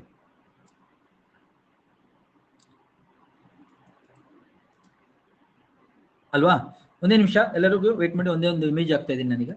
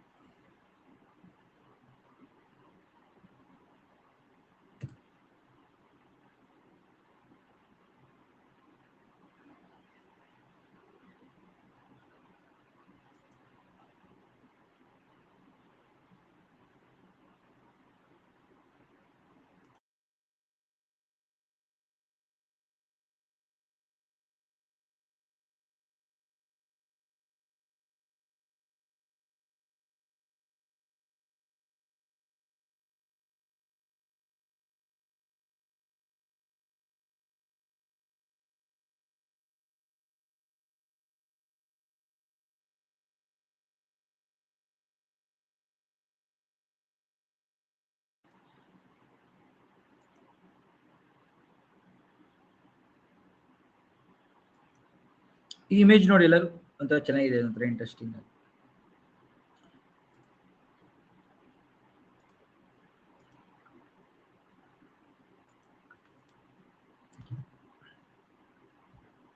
ಎಲ್ಲರೂ ಸೂರ್ಯನ ನೋಡ್ಕೊಬಿಡಿ ಫಸ್ಟ್. ಇಲ್ಲಿ ಸೂರ್ಯ, ಇಲ್ಲಿ ಸೂರ್ಯನ ಕಿರಣಗಳು ಚಂದ್ರನ ಮೇಲೆ ಬೀಳುತ್ತೆ. ಇಲ್ಲಿ ಇದು ನಾವು ಚಂದ್ರನ ಈ ಭಾಗದ ಮೇಲೆ ಬೀಳ್ತಾ ಇದೆ ಇಲ್ಲಿ, ಕರೆಕ್ಟಾ? ಯಾವುದೇ ಬೆಳಕು ಹಿಂಗ್ ಬಂದು ಇದ್ರ ಮೇಲೆ ಬಿದ್ದು ಈ ಕಡೆಗೆ ಹೊಟ್ಟೋಗ್ತಾ ಇದೆ, ವಾಪಸ್ ಬೇರೆ ಕಡೆ ಹೊಟ್ಟೋಗ್ತಾ ಇದೆ, ನಮ್ಮ ಕಡೆಗೆ ಬರ್ತಾ ಇಲ್ಲ. ಅದಕ್ಕೆ ನಮ್ಗೆ ಅವತ್ತಿನ ದಿವಸ ಏನು ಕಾಣೋದಿಲ್ಲ, ಅಮಾವಾಸ್ಯೆ ಇರುತ್ತೆ, ಅಮಾವಾಸ್ಯೆ ಚಂದ್ರ. ಅದಾದ್ಮೇಲೆ ನೋಡಿ ಇಲ್ಲಿ ಬರ್ತಾನೆ, ಇದಾದ್ಮೇಲೆ 1 ಅಂತ ಕರೆಯೋಣ, ಇದು 2 ಅಂತ ಕರೆಯೋಣ. ಇಲ್ಲಿ ಬರ್ತಿದ್ದಂಗೆ ನೋಡಿ ಸನ್ ಅರ್ತ್ ಮೂನು ಈಕ್ವೇಶನ್ ನೋಡಿ ಹೆಂಗಿದೆ, ಆಂಗಲ್ ನೋಡಿ ಎಲ್ಲರೂ ಗೊತ್ತಾಗ್ತಿದೆ ಎಲ್ಲರಿಗೂ ಆಂಗಲ್ ಹಿಂಗೆ. ಅವಾಗ ಸೂರ್ಯನ ಬೆಳಕು ಚಂದ್ರನ ಮೇಲೆ ಬೀಳುತ್ತೆ, ಸ್ವಲ್ಪ ಮಾತ್ರ ನಮ್ಮ ಕಡೆಗೆ ಬರೋದು, ಈ ಭಾಗದ ಮಾತ್ರ ಬೆಳಕು, ಗೊತ್ತಾಯ್ತಾ? ಈ ಭಾಗ, ಈ ಪಟ್ಟಿ ಇದೆ ನೋಡಿ, ಇದು ಅದು ನಮ್ಗೆ ಹೆಂಗ್ ಕಾಣುತ್ತೆ ಅಂದ್ರೆ ಇದು ಹಿಂಗ್ ಕಾಣುತ್ತೆ. ಚಂದ್ರನ ಈ ಸ್ವಲ್ಪ ಭಾಗ ಮಾತ್ರ ನಮ್ಗೆ ಕಾಣುತ್ತೆ. ಇದನ್ನ ವೃದ್ಧಿ ಚಂದ್ರ ಅಂತ ಕರಿತೀವಿ, ವ್ಯಾಕ್ಸಿಂಗ್ ಕ್ರಿಸೆಂಟ್. ಜನ ಕರ್ತಾ ಇತ್ತು ವ್ಯಾಕ್ಸಿಂಗ್ ಕ್ರಿಸೆಂಟ್. ಆ ಬೆಳಕು ಪಾರ್ಟ್ ಮಾತ್ರ ನೋಡಿ ಇಷ್ಟು ಮಾತ್ರ ಕಾಣುತ್ತೆ, ಆ ಎಡ್ಜಿಗೆ ಬೀಳುತ್ತೆ ಲೈಟ್, ಅದು ನಮ್ಮ ಕಡೆಗೆ ಬರುತ್ತೆ. ಈ ಕಡೆಗೆ ಬೀಳೋದು ನೀವು ಹೇಳ್ಬೋದು ಇಲ್ಲೂ ಬೀಳ್ತಾ ಇದೆ ಅಂತ, ಇದು ಬಿದ್ದಿದ್ದು ಈ ಕಡೆ ಹೊರಟೋಗುತ್ತೆ, ಅಲ್ಲಿ ಬಿದ್ದಿದ್ದು ಆ ಕಡೆಗೆ ಹೋಗುತ್ತೆ, ನಮ್ಮ ಕಡೆಗೆ ಬೀಳ್ತಾ ಇರೋದು ನಮ್ಗೆ ಹಂಗೆ ಕಾಣೋದು. ಅರ್ಥ ಆಯ್ತಾ ಎಲ್ಲರಿಗೂ? ಅದನ್ನ ವ್ಯಾಕ್ಸಿಂಗ್ ಕ್ರಿಸೆಂಟ್ ಅಂತ ಕರಿತೀವಿ. ವ್ಯಾಕ್ಸಿಂಗ್ ಅಂದ್ರೆ ಅದ್ರ ಬ್ರೈಟ್ನೆಸ್ ಜಾಸ್ತಿ ಆಗ್ತಾ ಇದೆ, ವ್ಯಾಕ್ಸಿಂಗ್ ಕ್ರಿಸೆಂಟ್. ಅದಾದ್ಮೇಲೆ ಇಲ್ಲಿ ಬರ್ತಾನೆ ಚಂದ್ರ, ಸೂರ್ಯನ ಕಿರಣಗಳು ಇಲ್ಲಿ ಬೀಳುತ್ತೆ, ಆಮೇಲೆ ನಮ್ಗೆ ಬರುತ್ತೆ. ಅವಾಗ ಇಲ್ಲಿ ಈ ಭಾಗ ಮಾತ್ರ ಕಾಣುತ್ತೆ, ಈ ಭಾಗ. ನೀವು ಅನ್ಬೋದು ಓ ಇದು ಅರ್ಧ ಅಂತ, ಅರ್ಧ ಅಲ್ಲ, ಇದು ಕಾಲ್ ಭಾಗ. ನಾವು ಚಂದ್ರನ ಈ ತರ ಒಂದು ನಮ್ಮ ಚಂದ್ರನ 4 ಭಾಗ ಮಾಡ್ಬಿಡೋಣ ನೋಡಿ ಎಲ್ಲರೂ, ಈ ತರ 1 2 3 4. ಇದು 4 ಭಾಗ ಮಾಡಿದ್ರೆ, ಒಂದು ಆಪಲ್ ನ ತಗೊಂಡು 4 ಭಾಗ ಮಾಡಿದ್ರೆ ಇದು ಮೊದಲನೇ ಕ್ವಾರ್ಟರ್ ಅಂದ್ರೆ ಏನು ಕಾಲು, ಇದು ಎರಡನೇದು, 3 4 ಉದಾಹರಣೆ ಎಲ್ಲರಿಗೂ ಕಾಲ್ ಭಾಗ. Quarter is 1/4. ಎಷ್ಟು ಜನಕ್ಕೆ ಅರ್ಥ ಆಗ್ತದೆ? ಆಪಲ್ ನ 4 ಪೀಸ್ ಮಾಡಿದ್ದೀನಿ ನಾನು, ಅಂದ್ರೆ ಚಂದ್ರನ 4 ಪೀಸ್ ಮಾಡಿದ್ದೀನಿ ಇಲ್ಲಿ ನನ್ನ ಕ್ಲಾಸಲ್ಲಿ. ಸೊ ಮೊದಲನೇ ಕ್ವಾರ್ಟರ್ 2 3 4 ಈ ತರ ಡಿವೈಡ್ ಮಾಡ್ಕೊಂಡಿದ್ದೀವಿ. ನಮ್ಮ ಚಂದ್ರ ಇಲ್ಲಿ ಬಂದಾಗ ಆಯ್ತಾ, ಓಕೆ ಇದನ್ನ ಇಲ್ಲಿಂದ ಶುರು ಮಾಡ್ಬೇಕು. ಹೌದು, ಕರೆಕ್ಟ್. ಸರ್ ನಾವು ಯಾವಾಗಲೂ ಕ್ವಾರ್ಟರ್ಸ್ ಇದು 1, ಇದು 2, ಇದು 3, ಇದು 4. ಓಕೆ. ಸೊ ಇಲ್ಲಿ ಬಂದಾಗ ನೋಡಿ ಚಂದ್ರನ ಈ ಭಾಗಕ್ಕೆ ಬೆಳಕು ಬೀಳ್ತಾ ಇದೆ ಅಲ್ವಾ, ಈ ಭಾಗಕ್ಕೆ ಬೆಳಕು ಬೀಳ್ತಾ ಇದೆ ಮೊದಲನೇ ಕ್ವಾರ್ಟರ್ಗೆ. ಸೊ ಅದು ಬಿದ್ದು ಸನ್ಲೈಟ್ ಇದ್ರ ಮೇಲೆ ಬಿದ್ದು ನಮ್ಮ ಕಡೆಗೆ ಬರ್ತಾ ಇದೆ ಹಿಂಗೆ ಅರ್ತ್ ಕಡೆಗೆ. ಅವಾಗ ನಮ್ಗೆ ಯಾವ್ದು ಕಾಣುತ್ತೆ? 3 ಕಾಣದೇ ಇಲ್ಲ ನಮ್ಗೆ, ಈ ಕಡೆ 2 ಕಾಣದೇ ಇಲ್ಲ, ಯಾಕಂದ್ರೆ 2 ಮೇಲೆ ಬೆಳಕೆ ಬೀಳ್ತಾ ಇಲ್ಲ, 4 ಮೇಲೂ ಬೆಳಕು ಬೀಳ್ತಾ ಇಲ್ಲ. ಸೊ ಆಸ್ ಎ ರಿಸಲ್ಟ್ ನಮ್ಗೆ ಒಂದು ಭಾಗ ಮಾತ್ರ ಕಾಣುತ್ತೆ. ಎಷ್ಟು ಜನಕ್ಕೆ ಅರ್ಥ ಆಗ್ತಾ ಇದೆ ಇಲ್ಲಿ ಈ ಭಾಗದಲ್ಲಿ? Please S R no. 1 2 3 4. 2 4 ಮೇಲೆ ಬೆಳಕಿಲ್ಲ, 1 3 ಮೇಲೆ ಬೆಳಕು ಬೀಳ್ತಾ ಇದೆ. ಆದ್ರೆ 3 ಮೇಲೆ ಬಿದ್ದಿದ್ದು ಈ ಕಡೆ ಹೊರಟೋಗುತ್ತೆ, ನಮ್ಮ ಕಡೆಗೆ ಬರಲ್ಲ, ಈ ಸೈಡ್. 1 ಮೇಲೆ ಬಿದ್ದಿದ್ದು ಮಾತ್ರ ನಮ್ಮ ಕಡೆಗೆ ಬರುತ್ತೆ. ಸೊ ನಮ್ಗೆ ಹೆಂಗ್ ಕಾಣುತ್ತೆ ಅವಾಗ? ಈ ತರ ಕಾಣುತ್ತೆ, ಫಸ್ಟ್ ಕ್ವಾರ್ಟರ್ ಮಾತ್ರ ಕಾಣುತ್ತೆ, ಫಸ್ಟ್ ಕ್ವಾರ್ಟರ್ ಮಾತ್ರ ಕಾಣುತ್ತೆ ನಮ್ಗೆ. ಇದು ಮೊದಲನೇ ಕ್ವಾರ್ಟರ್ ಇದು. ಆಮೇಲೆ ಇಲ್ಲಿ ಬರುತ್ತೆ ನೋಡಿ, ಸೂರ್ಯನ ಬೆಳಕು ಚಂದ್ರನ ಮೇಲೆ ಬಿದ್ದು ನಮ್ಮ ಕಡೆಗೆ ಬರುತ್ತೆ ಅವಾಗ ನೋಡಿ ಚಂದ್ರನ ಕಾಲು ಪ್ಲಸ್ ಸ್ವಲ್ಪ ಹೆಚ್ಚು ಈ ಭಾಗ ನೋಡಿ, ಇದು ಕಾಲ್ ಭಾಗ ಫಸ್ಟ್ ಕ್ವಾರ್ಟರ್ ಇದು, ಮತ್ತೆ ಈ ಭಾಗ ಇದು ಕಾಣುತ್ತೆ ಸ್ವಲ್ಪ, ಈ ಭಾಗ ಇಲ್ಲಿಂದ ನೋಡಿದಾಗ, ಈ ಕಡೆಯಿಂದ ನೋಡಿದಾಗ. ಸೊ ಇಲ್ಲಿಂದ ಹಿಡಿದು ಇಲ್ಲಿವರೆಗೂ ಕಾಣುತ್ತೆ, ಇಷ್ಟು ಇದಿಷ್ಟು. ಕಾಲಕ್ಕೆ ಸ್ವಲ್ಪ ಜಾಸ್ತಿ ಅದನ್ನ ಗಿಬ್ಬಸ್ ಅಂತೀವಿ ನಾವು, ವ್ಯಾಕ್ಸಿಂಗ್ ಗಿಬ್ಬಸ್. ಸೊ ನೋಡಿ ವೃದ್ಧಿ ಆಗ್ತಾ ಇದ್ದಾನೆ ಚಂದ್ರ, ದೊಡ್ಡದಾಗ್ತಾ ಇದ್ದಾನೆ ಈಗ ನೋಡಕ್ಕೆ, ನಮ್ಗೆ ಹೆಚ್ಚು ಕಾಣ್ತಾ ಇದ್ದಾನೆ, ವ್ಯಾಕ್ಸಿಂಗ್ ಗಿಬ್ಬಸ್. ಓಕೆ. ಇಲ್ಲಿ ಬಂದಾಗ ಏನಾಗೋಗುತ್ತೆ, ಸೂರ್ಯನ ಕಿರಣಗಳು ಚಂದ್ರನ ಮೇಲೆ ಬಿದ್ದು ನೋಡಿ, ಅದು ಮೊದಲನೇ ಕ್ವಾರ್ಟರ್ ಮತ್ತು 3ನೇ ಕ್ವಾರ್ಟರ್ ಮೇಲೆ ಬೀಳ್ತಾ ಇರೋದಲ್ಲ, ಅಷ್ಟು ನಮ್ಮ ಕಡೆಗೆ ಬರ್ತಾ ಇದೆ ಬೆಳಕು. ಸೂರ್ಯನ ಬೆಳಕು ಚಂದ್ರನ ಮೇಲೆ ಬೀಳುತ್ತೆ, ನಮ್ಮ ಕಡೆಗೆ ಬರುತ್ತೆ, ಗೊತ್ತಾಯ್ತಲ್ಲ? ಅವಾಗ ಏನಾಗೋಗುತ್ತೆ, ನಮ್ಗೆ ಇಷ್ಟು ಕಾಣುತ್ತೆ. ಇದನ್ನ ನಾವೇನ್ ಮಾಡ್ಬಿಡ್ತೀವಿ, ಫುಲ್ ಆಲ್ಮೋಸ್ಟ್ ರೌಂಡ್ ಈ ಭಾಗ ಕಾಣ್ತಾ ಇದೆಯಲ್ಲ, ಓ ನಮ್ಗೆ ಫುಲ್ ಕಾಣ್ತಾ ಇದ್ದೇನೆ ಅನ್ಬಿಟ್ಟು ಫುಲ್ ಮೂನ್ ಅಂದ್ಬಿಡ್ತೀವಿ ನಾವು. ಆಕ್ಚುಲಿ ಫುಲ್ ಅಲ್ಲ, ಇದು ಹಾಫ್ ಮೂನ್. ಇದು ಬೈ ಕನ್ವೆನ್ಷನ್ ಅದನ್ನೆಲ್ಲರೂ ಹೇಳುವಾಗ ಫುಲ್ ಅಂತ, ಯಾಕೆಂದ್ರೆ ಒಂದು ಗೋಲಾರ್ಧ ಕಾಣ್ತಾ ಇದೆ ಚಂದ್ರನ, ಒಂದು ಫುಲ್ ಗೋಲಾರ್ಧ ಕಾಣ್ತಾ ಇರೋದ್ರಿಂದ ಆ ಭಾಗಕ್ಕೆ ನಾವು ಫುಲ್ ಮೂನ್ ಅಂದ್ಬಿಡ್ತೀವಿ. ಆಕ್ಚುಲಿ ಅದು 1 ಮತ್ತು 3 ಭಾಗ ಮಾತ್ರ ಕಾಣ್ತಾ ಇರೋದು, 2 4 ಮರೆ ಆಗೇ ಇರುತ್ತೆ. ಅಂದ್ರೆ ಇದ್ರ ಮೇಲೆ ಬೆಳಕೆ ಬೀಳಲ್ವಾ? ಇಲ್ಲ, ಬೆಳಕೆ ಬೀಳಲ್ಲ, ಇದು ಗೊತ್ತಾಯ್ತಲ್ಲ ಎಲ್ಲರಿಗೂ? ಆಮೇಲೆ ನೆಕ್ಸ್ಟ್ ಇಲ್ಲಿ ಬಂತು ಚಂದ್ರ. ಯಾವಾಗ ಇಲ್ಲಿ ಬರ್ತಾನೆ ನೋಡಿ ಚಂದ್ರ, ನಮಗೆ ಮತ್ತೆ ಈ ತರ 1 3 ಆಯ್ತಾ, ಈ ಭಾಗ ಮಾತ್ರ 3 ಕಾಣ್ತಾ ಇದೆ ನೋಡಿ. ಈಗ 3 ಮತ್ತೆ 1 ಈ ಭಾಗ, 1 ಈ ಭಾಗ, ಸೊ ಇಷ್ಟು ಕಾಣ್ತಾ ಇದೆ ನಮ್ಗೆ, ಯಾಕಂದ್ರೆ ಚಂದ್ರ ಈ ಕಡೆ ಬಂದಿದ್ದಾನೆ ಈಗ, ವೇನಿಂಗ್ ಗಿಬ್ಬಸ್. ಆಮೇಲೆ ಇಲ್ಲಿ ಬಂದ್ಬಿಡ್ತಾನೆ. ಇಲ್ಲಿ ಬಂದಾಗ ಏನಾಗುತ್ತೆ ನೋಡಿ, ಇದು 1 ಕಾಣ್ತಾ ಇಲ್ಲ ಈಗ ನಮ್ಗೆ, 3 ಮಾತ್ರ ಕಾಣ್ತಾ ಇರೋದು. ಸನ್ಲೈಟ್ ಇಲ್ಲೂ ಬೀಳ್ತಾ ಇದೆ, ಈ ಕಡೆ ಹೊರಟೋಗ್ತಾ ಇದೆ, ಆದ್ರೆ ಈ ಕಡೆ ಬೀಳ್ತಿದ್ದು ನಮ್ಮ ಕಡೆಗೆ ಬರ್ತಾ ಇದೆ. ಸೊ ಅವಾಗ ಚಂದ್ರ ಹಿಂಗ್ ಕಾಣ್ತಾ ನೋಡಿ, ಈ ತರ. 3rd ಕ್ವಾರ್ಟರ್ ಇದು, last quarter is also called as 3rd quarter, ಆಯ್ತಾ? ಸೊ ಎಲ್ಲರಿಗೂ ಅರ್ಥ ಆಗ್ತಿದೆ ಅಂತ ಅನ್ಕೊಂಡಿದ್ದೀನಿ. ನಾನು ಇವಾಗ quarter, first quarter, third quarter ಅಂತ ಇದ್ದಾರೆ. ಏನು ಸರ್ ಮೂನ್ ಬಗ್ಗೆ ಮಾತಾಡ್ತಾ ಇದ್ದಾರೆ, ಯಾರ ಬಗ್ಗೆ ಮಾತಾಡ್ತಾ ಇದ್ದಾರೆ ಇವರು ಅಂತ ಅನ್ಕೋಬೇಡಿ. ಕರೆಕ್ಟ್, ನಾನು ಎಣ್ಣೆ ಬಗ್ಗೆ ಮಾತಾಡ್ತಾ ಇಲ್ಲ.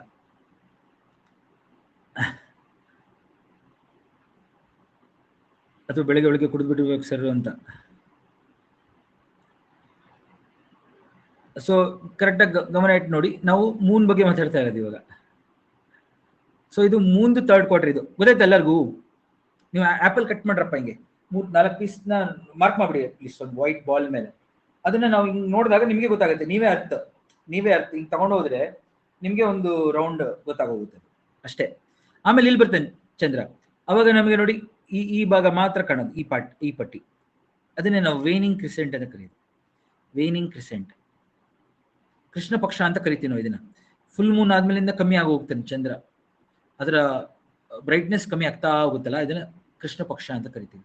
ಇಲ್ಲಿ ಅಮಾವಾಸ್ಯೆಯಿಂದ ವೃದ್ಧಿ ಆಗ್ತಾ ಹೋಗ್ತಾನೆ, ಬೆಳಕು ಹೆಚ್ಚಾಗ್ತಾ ಹೋಗುತ್ತೆ, ಅದ್ರ ಹೊಳಿತಾ ಹೋಗ್ತಾನೆ ಚಂದ್ರ, ನೋಡಕ್ಕೆ ತುಂಬಾ ಸುಂದರವಾಗಿ ಕಾಣ್ತಾ ಹೋಗ್ತಾನಲ್ಲ, ಅದನ್ನ ಶುಕ್ಲ ಪಕ್ಷ ಅಂತೀವಿ ನಾವು. ಶುಕ್ಲ ಪಕ್ಷ, ಕೃಷ್ಣ ಪಕ್ಷ, ಆಯ್ತಾ? ಇದು ಕೃಷ್ಣ ಪಕ್ಷ. ಇದು ಹೋಗ್ತಾ ಹೋಗ್ತಾ ಹೋಗ್ತಾ ಏನಾಗುತ್ತೆ, ಡಾರ್ಕ್ ಆಗೋಗುತ್ತೆ. ಇಲ್ಲಿ ಬಂದಾಗ ಮತ್ತೆ ಅಮಾವಾಸ್ಯೆ. ಗೊತ್ತಾಯ್ತಾ ಎಲ್ಲರಿಗೂ? ಇದು ಈ ಕಡೆಗೆ ಹೋಗ್ತದ್ದು ಶುಕ್ಲ ಪಕ್ಷ, ಇದು ಕೃಷ್ಣ ಪಕ್ಷ, ನಾಪಿಟ್ಕೊಳ್ಳಿ. ಸೊ ಈ ರೀತಿ ಒಂದ್ಸತಿ ಹೋಗ್ತಾ ಹೋಗ್ತಾ ಹೋಗ್ತಾ ಬ್ರೈಟ್ನೆಸ್ ಹೆಚ್ಚಾಗುತ್ತೆ, ಆಮೇಲೆ ಕಮ್ಮಿ ಆಗುತ್ತೆ. ಸೊ ಚಂದ್ರನ ಆಕಾರಗಳು, ಚಂದ್ರನ ಮುಖಗಳು ಅಂತೆಲ್ಲ ಕರಿತೀವಿ ಇದನ್ನ.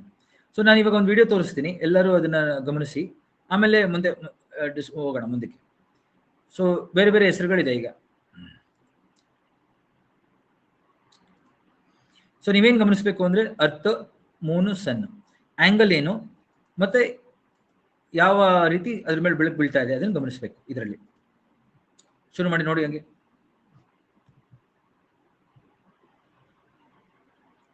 ಮೂನ್ ಹೋಗ್ತಾ ಇದೆ ನೋಡಿ ನಮ್ಮ ಸುತ್ತ, ಅದ್ರ ಸುತ್ತ ಆಂಗಲ್ ನೋಡಿ ಚೇಂಜ್ ಆಗ್ತಾ ಇದೆ.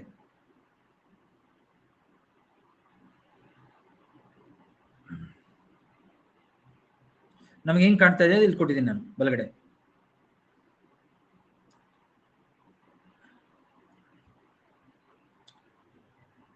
ಫಸ್ಟ್ ಸನ್, ಅರ್ತ್, ಮೂನ್ ನೋಡ್ಕೊಳ್ಳಿ. ನಾನು ಮತ್ತೆ ಇನ್ನೊಂದ್ಸತಿ ಹೇಳ್ತೀನಿ. ಇಲ್ಲಿ ನೋಡಿ, ಇವಾಗ ಶುರು ಮಾಡ್ತೀನಿ. ಅಮಾವಾಸ್ಯೆ, waxing crescent, first quarter, gibbous, waxing gibbous, full moon, waning gibbous, third quarter, waning crescent, ಅಮಾವಾಸ್ಯೆ, ನ್ಯೂ ಮೂನ್. ಗೊತ್ತಾಯ್ತಾ? ಇದನ್ನು ನೋಡಿ ಯಾವ ರೀತಿ ನಮ್ಮ ಚಂದ್ರ ನಮ್ಮ ಪೃಥ್ವಿ ಸುತ್ತ ಬದಲಾಗ್ತಾ ಹೋಗ್ತಾನೆ ನೋಡಿ. ಇಲ್ಲಿ ನೋಡಿ, ಇಲ್ಲಿಂದ ಇಲ್ಲಿ ಬಂದ ಈಗ ಚಂದ್ರ, ಇಲ್ಲಿಂದ ಇಲ್ಲಿ ಬಂದ ಈಗ ಇಲ್ಲಿ ಬರ್ತಾನೆ ನೋಡಿ. ಈಗ ಮತ್ತೆ ಇಲ್ಲಿ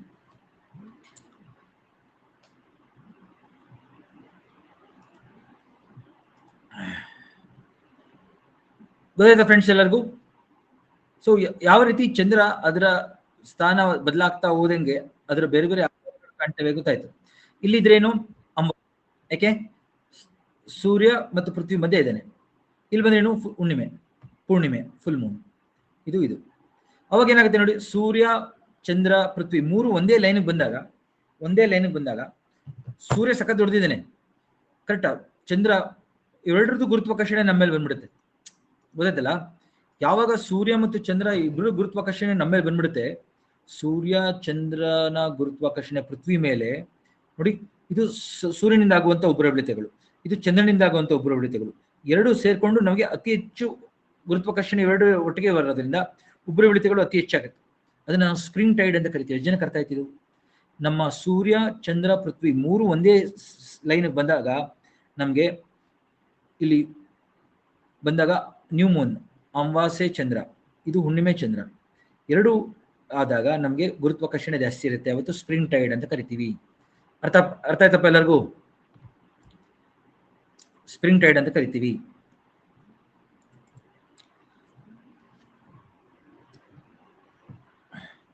ಅದೇ ನಮ್ಮ ಚಂದ್ರ ಇಲ್ಲಿ ಬಂದಾಗ, ಈ ಭಾಗಕ್ಕೆ ಬಂದಾಗ, ಇಲ್ಲಿ ಅಥವಾ ಇಲ್ಲಿ ಬಂದಾಗ ಅವಾಗ ಏನಾಗುತ್ತೆ, ಸೂರ್ಯ ಮತ್ತು ಚಂದ್ರನ ಗುರುತ್ವಾಕರ್ಷಣೆ ಎರಡು ಕ್ಯಾನ್ಸಲ್ ಆಗೋಗುತ್ತೆ. ಅವ್ರ ಟೈಡ್ ನೋಡಿ ಕಮ್ಮಿ ಆಗೋಗಿದೆ, ಇಲ್ಲಿ ಮತ್ತೆ ಇಲ್ಲಿ ಕಮ್ಮಿ ಆಗೋಗಿದೆ ನೋಡಿ. ಅದನ್ನ ನಾವು ನೀಪ್ ಟೈಡ್ ಅಂತ ಕರಿತೀವಿ. Neap NEAP, neap. Neap tide, neap tide, NEAP, NEAP, neap tide, spring tide, neap tide. So sun, moon, earth ಮೂರು ಒಂದೇ ಲೈನ್ ಬರೋದ್ರಿಂದ ಗುರುತ್ವಾಕರ್ಷಣೆ ಜಾಸ್ತಿ ಆಗೋದ್ರಿಂದ ಸ್ಪ್ರಿಂಗ್ ಟೈಡ್. ಇವಾಗ ಯಾರೋ ಒಬ್ರು ಎಳಿತಾ ಇದ್ದಾರೆ ನಿಮ್ನ, ಇನ್ನೊಬ್ರು ಸೇರ್ಕೋತಾರೆ, ಇಬ್ರು ಎಳಿತಾ ಇದ್ದಾರೆ ನಿಮ್ನ, ಅವಾಗ ಏನಾಗುತ್ತೆ, ಅವ್ರ ಬಲ ಹೆಚ್ಚಾಗುತ್ತೆ ನಿಮ್ಮ ಮೇಲೆ, ಗೊತ್ತಲ್ಲ, ಅವಾಗ ಅದು ಸ್ಪ್ರಿಂಗ್ ಟೈಡ್. ಒಬ್ರು ಹಿಂಗ್ ಎಳಿತಾ ಇದಾರೆ, ಇನ್ನೊಬ್ರು ಈ ಕಡೆ ಎಳಿತಾ ಇದಾರೆ ಅನ್ಕೊಳ್ಳಿ, ಅವಾಗ ಬ್ಯಾಲೆನ್ಸ್ ಆಗೋಗುತ್ತೆ, ಅವ್ರು ಎಳಿಯೋದು ಇವ್ರು ಎಳಿಯೋದು, ಕರೆಕ್ಟಾ? ಅವಾಗ ನೀವು ಮಧ್ಯದಲ್ಲಿ ಇರ್ತೀರಾ, ಆತರ ನೀಪ್ ಟೈಡ್ ಅದು. ನಾವ್ ಕಟ್ಕೊಳ್ಳಿ, ನೀಪ್ ಟೈಡ್.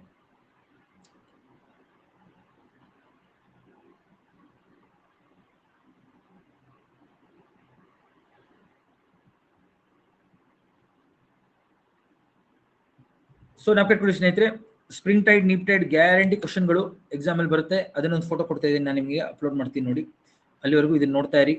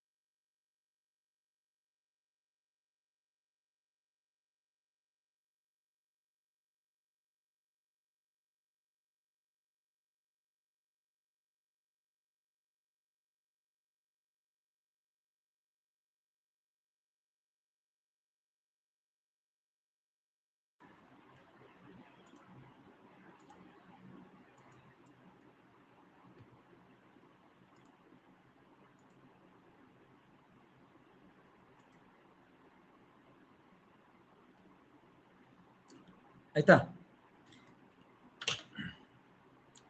ಈ ಇಮೇಜ್ ನೋಡಿ, ಇಲ್ಲಿ ಸಂದು ಏನಿದೆ, ಅರ್ತ್ ನೋಡಿ, ಇಲ್ಲಿ ಇದು ನ್ಯೂ ಮೂನ್, ಫುಲ್ ಮೂನ್. ಅವಾಗ ನೋಡಿ ಟೈಡ್ಸ್ ಎಲ್ಲ ಸೇರ್ಕೊಳ್ತಾವ. ಅವಾಗ ಇಲ್ಲಿ ಬಂದಾಗ ನೋಡಿ ಸನ್, ಅರ್ತ್, ಮೂನ್. ಅವಾಗ ಸನ್ದು ಗ್ರಾವಿಟಿ, ಮೂನ್ ಗ್ರಾವಿಟಿ ಎರಡು ಕ್ಯಾನ್ಸಲ್ ಆಗೋಗುತ್ತೆ, ಅವಾಗ ನೀಪ್ ಟೈಡ್ ಆಗುತ್ತೆ. ಗೊತ್ತಾಯ್ತಲ್ಲ? ಸನ್ನಿಂದ ಆದ್ರೆ ಸೋಲಾರ್ ಟೈಡ್, ಮೂನಿಂದ ಆದ್ರೆ ಲೂನಾ ಟೈಡ್, ಅವೆರಡು ಕ್ಯಾನ್ಸಲ್ ಆಗೋಗುತ್ತೆ ಇವಾಗ, ಅವಾಗ ನೀಪ್ ಟೈಡ್. ಇದು ನೀಪ್.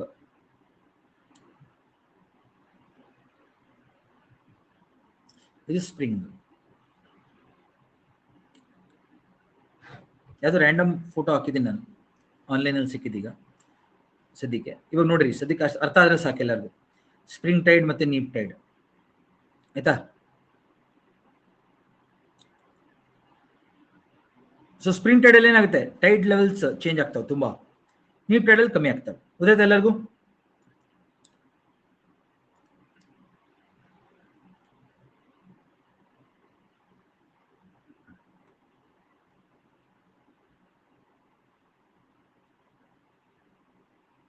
ನೋಡಿ, ನಮ್ಮ ಕರಾವಳಿ ತೀರ ಜಗತ್ತಿನಾದ್ಯಂತ ಒಂದೇ ತರ ಇದೆಯಾ ಎಲ್ಲಾ ದೇಶಗಳು? ಯೋಚನೆ ಮಾಡಿ ಅಲ್ಲಿ ನನಗೆ, ಎಲ್ಲಾ ಕಡೆನೂ ಕರಾವಳಿ ತೀರ ಒಂದೇ ತರನಾ? ಇಲ್ಲ. ಖಂಡಗಳ ಆಕಾರ ಒಂದೇ ತರನಾ? ಇಲ್ಲ. ಕಾಂಟಿನೆಂಟ್ಸ್ ಮತ್ತು ಸಾಗರಗಳ ಹಂಚಿಕೆ ಒಂದೇ ತರ ಇದೆಯಾ? ಇಲ್ಲ. ಕರೆಕ್ಟ್, ಎಲ್ಲ ವ್ಯತ್ಯಾಸ ಇದೆ. ಖಂಡಗಳ ಆಕಾರ, ಶೇಪ್, ಸಾಗರಗಳ ಆಕಾರ, ಎಲ್ಲದರ ಗಾತ್ರಗಳು ಬೇರೆ ಬೇರೆ. ನಮ್ಮ ಕರಾವಳಿ ತೀರ ಬೇರೆ ಬೇರೆ, ಎಲ್ಲಾ ತರ ಕರಾವಳಿ ತೀರಗಳು ಇದೆ. ಬೇ ಇದೆ, ಗಲ್ಫ್ ಇದೆ, ಕ್ರೀಕ್ ಇದೆ, ಐಲ್ಯಾಂಡ್ಸ್ ಇದೆ, ದ್ವೀಪಗಳು, ದ್ವೀಪ ಸಮೂಹಗಳು ಎಲ್ಲ ಇದೆ, ಹೌದಲ್ವಾ? ಸೊ ನಮ್ಮ ಜಗತ್ತಿನಾದ್ಯಂತ ಭೂಮಿ ಮತ್ತು ನೀರಿನ ಹಂಚಿಕೆ ಒಂದು ಮೊದಲನೇದಾಗಿ, land and water distribution second. ಇನ್ನೊಂದು ಖಂಡಗಳ ಆಕಾರ, ಇನ್ನೊಂದು ಸಾಗರಗಳ ಆಕಾರ, ಆಮೇಲೆ ಅವುಗಳ ಗಾತ್ರ ಎಲ್ಲ ಬೇರೆ ಬೇರೆ ಇರೋದ್ರಿಂದ ಜಗತ್ತಿನಾದ್ಯಂತ ಒಂದೇ ತರ ಟೈಡ್ಸ್ ಆಗೋದಿಲ್ಲ ಎಲ್ಲ ಕಡೆ. ಕೆಲವು ಕಡೆ ಒಂದು ದಿನದಲ್ಲಿ ಒಂದು ಹೈ ಟೈಡ್, ಒಂದು ಲೋ ಟೈಡ್ ಆಗುತ್ತೆ ಅಷ್ಟೇ. ಆ ಅನುಭವ ಆಗುತ್ತೆ ಆ ಕರಾವಳಿ ತೀರದಲ್ಲಿ. ಯಾಕೆಂದ್ರೆ ಚಂದ್ರನ ಗುರುತ್ವಾಕರ್ಷಣೆ, ಸೂರ್ಯನ ಗುರುತ್ವಾಕರ್ಷಣೆ ನಮ್ಮ ಭೂಮಿ ಮೇಲೆ ಬೀಳ್ತಾ ಇರುತ್ತೆ, ಭೂಮಿ ತಿರುಗ್ತಾ ಇರುತ್ತೆ ವೇಗವಾಗಿ. ಸೊ ಬೇರೆ ಬೇರೆ ಕಡೆ ಟೈಡ್ಸ್ ಆಗ್ತಾವೆ ಒಂದೇ ಸತಿ. ಸೊ ಅವಾಗ ಏನಾಗೋಗುತ್ತೆ ನೋಡಿ, ಒಂದ್ ಕಡೆ ಒಂದು ವಾಟರ್ ಬಾಡಿ ಇದೆ ನೋಡಿ, ಇಲ್ಲಿ ಗಲ್ಫ್ ಆಫ್ ಮೆಕ್ಸಿಕೋ ಅಂತ ಕರಿತೀವಿ. ಇಲ್ಲಿ ಒಂದು ಹೈಟೈಡ್ ಆಗುತ್ತೆ, ಒಂದು ಲೋಟೆಡ್ ಆಗುತ್ತೆ ದಿನದಲ್ಲಿ, ಯಾಕೆಂದ್ರೆ ಒಂಥರ ಕಂಪ್ಲೀಟ್ಲಿ ಎನ್ಕ್ಲೋಸ್ಡ್, ಅದು ಒಂಥರ ಲೇಕ್ ತರ, ಆಯ್ತಾ. ಇದು ಇಲ್ಲಿ ಸೊ ಅಲ್ಲಿ ಒಂದು ಹೈ ಒಂದು ಲೋ ಆಗುತ್ತೆ ಒಂದು ಗಂಟೆನಲ್ಲಿ, ಸಾರಿ ಒಂದು ಗಂಟೆ ಅಂತೀವಿ, ಒಂದು 24 ಗಂಟೆ ಅಂತ ತಗೊಂಡ್ರೆ ಒಂದು ದಿನದಲ್ಲಿ ಆಲ್ಮೋಸ್ಟ್ ಇಲ್ಲಿಂದ ನೋಡಿ ಇಲ್ಲಿ ತಗೊಂಡ್ರೆ ಮತ್ತೆ 24 ಗಂಟೆ ಒಳಗೆ ಒಂದು ಹೈ ಅಂತ ಕನ್ಸಿಡರ್ ಮಾಡಿರೋದು ಇದನ್ನ. ಇನ್ನೊಂದು ಒಂದು ಲೋ ನೋಡಿ, ಒಂದು ಹೈ ಒಂದು ಲೋ ಅಷ್ಟೇ. ಅದನ್ನ ನಾವು ಡೈಯೂರ್ನಲ್ ಅಂತೀವಿ, ಅಂದ್ರೆ daily one high one low ಅಂತ. ಡೈಯೂರ್ನಲ್ ಅಂದ್ರೆ ಏನು, ಡೈಲಿ ಅಂತ ಡೈಯೂರ್ನಲ್. ಕೆಲವು ಕಡೆ 2 ಹೈಟೆಡ್ 2 ಲೋಟೆಡ್ ಆಗುತ್ತೆ, ಇದು ಕಾಮನ್. ಇದು ಸೆಮಿ ಡೈಯೂರ್ನಲ್ ಅಂತ ಕರಿತೀವಿ, ಯಾಕೆಂದ್ರೆ ದಿನಕ್ಕೆ 2 ಹೈ 2 ಲೋ, ಅದಕ್ಕೆ ಸೆಮಿ ಡೈಯೂರ್ನಲ್. 2 ಹೈಟೆಡು ಸೇಮ್ ಇದೆ ನೋಡಿ ಹೈಟ್, 2 ಲೋಟೆಡು ಕರೆಕ್ಟ್ ಆಗಿ ಅದೇ ಡೆಪ್ತ್ಗೆ ಹೋಗ್ತಾ ಇದೆ, ಲೆವೆಲ್ ಅಷ್ಟೇ ಇದೆ, ಹೈಟೈಡ್ ಲೆವೆಲ್ ಅಷ್ಟೇ ಇದೆ, ಲೋಟೆಡ್ ಲೆವೆಲ್ ಅಷ್ಟೇ ಇದೆ, ಅದನ್ನ ಸೆಮಿ ಡೈಯೂರ್ನಲ್ ಅಂತೀವಿ. ಕೆಲವು ಕಡೆ ಅದೇ ತರ ಆಗುತ್ತೆ, 2 ಹೈ 2 ಲೋ, ಆದರೆ ಹೈಟ್ ಬೇರೆ ಬೇರೆ ಇರುತ್ತೆ. ಹೈಟೈಡ್ ಒಂದು ಮೇಲ್ ಬಂದಿರುತ್ತೆ, ಇನ್ನೊಂದು ಸ್ವಲ್ಪ ಕಡೆ ಇರುತ್ತೆ ನೋಡಿ. ಇಲ್ಲಿ ನೋಡಿ, ಇದು ಸ್ವಲ್ಪ ಮೇಲ್ ಬಂದಿದೆ, ಇದು ಸ್ವಲ್ಪ ಕಡೆ ಇದೆ. ಇದು ನೋಡಿ ಒಂದ್ ಸ್ವಲ್ಪ ಕೆಳಗಡೆ, ಇದು ತುಂಬಾ ಕೆಳಗಡೆ ಇದೆ, ಆತರ. ಸೊ ಕರಾವಳಿ ತೀರದಲ್ಲಿ ವ್ಯತ್ಯಾಸ ಇರೋದ್ರಿಂದ ಈ ತರ ಆಗೋದು. ಏನಕ್ಕೆ ಈ ತರ ಆಗುತ್ತೆ ಅಂದ್ರೆ, change in the shape of the coast. ಕರಾವಳಿ ತೀರದಲ್ಲಿ ವ್ಯತ್ಯಾಸ ಇರೋದ್ರಿಂದ, ಖಂಡಗಳು ಸಾಗರಗಳ ಹಂಚಿಕೆ ವ್ಯತ್ಯಾಸ ಇರೋದ್ರಿಂದ, ಖಂಡಗಳ ಆಕಾರ ಸಾಗರಗಳ ಆಕಾರ ಬೇರೆ ಬೇರೆ ಇರೋದ್ರಿಂದ ಜಗತ್ತಿನಾದ್ಯಂತ ನಮಗೆ 3 ತರ ಟೈಡ್ಸ್ ಆಗುತ್ತೆ. ಒಂದ್ ಕಡೆ ದಿನಕ್ಕೆ ಒಂದು ಹೈ ಒಂದು ಲೋ ಆಗುತ್ತೆ ಡೈಯೂರ್ನಲ್. ಕನ್ನಡದಲ್ಲಿ ದಿನಾಗ್ಲೂ ಒಂದು ಹೆಚ್ಚು ಒಂದು ಕನಿಷ್ಠ ಉಬ್ಬರ ಬೀಳುತ್ತೆ ಅಂತ ಕರಿತೀವಿ ಕನ್ನಡದಲ್ಲಿ. ಸೆಮಿ ಡೈಯೂರ್ನಲ್ ಅಂದ್ರೆ ದಿನಕ್ಕೆ 2 ಹೆಚ್ಚು 2 ಕನಿಷ್ಠ, ಗರಿಷ್ಠ ಕನಿಷ್ಠ, ಅದು ಸೆಮಿ ಡೈಯೂರ್ನಲ್. ಇನ್ನೊಂದು 2 high 2 low but unequal height, ಅದನ್ನ ನಾವು ಮಿಕ್ಸ್ ಟೈಡ್ ಅಂತ ಕರಿತೀವಿ. ಮಿಕ್ಸ್ ಟೈಡ್ಗಳು ಆಗ್ತವೆ. ನಾನು 3ಕ್ಕೂ ಬೇರೆ ಬೇರೆ ತರ ಕಲರ್ ಕೊಟ್ಟಿದ್ದೀನಿ, ಮೊದಲನೇದು, 2ನೇದು ಮತ್ತೆ 3ನೇದು. ಅದನ್ನ ಇಲ್ಲಿ ಕಲರ್ ನೋಡಿ. ಈಗ ಡೈಯೂರ್ನಲ್ ಅಂದ್ರೇನು, ಒಂದು ಹೈ ಒಂದು low.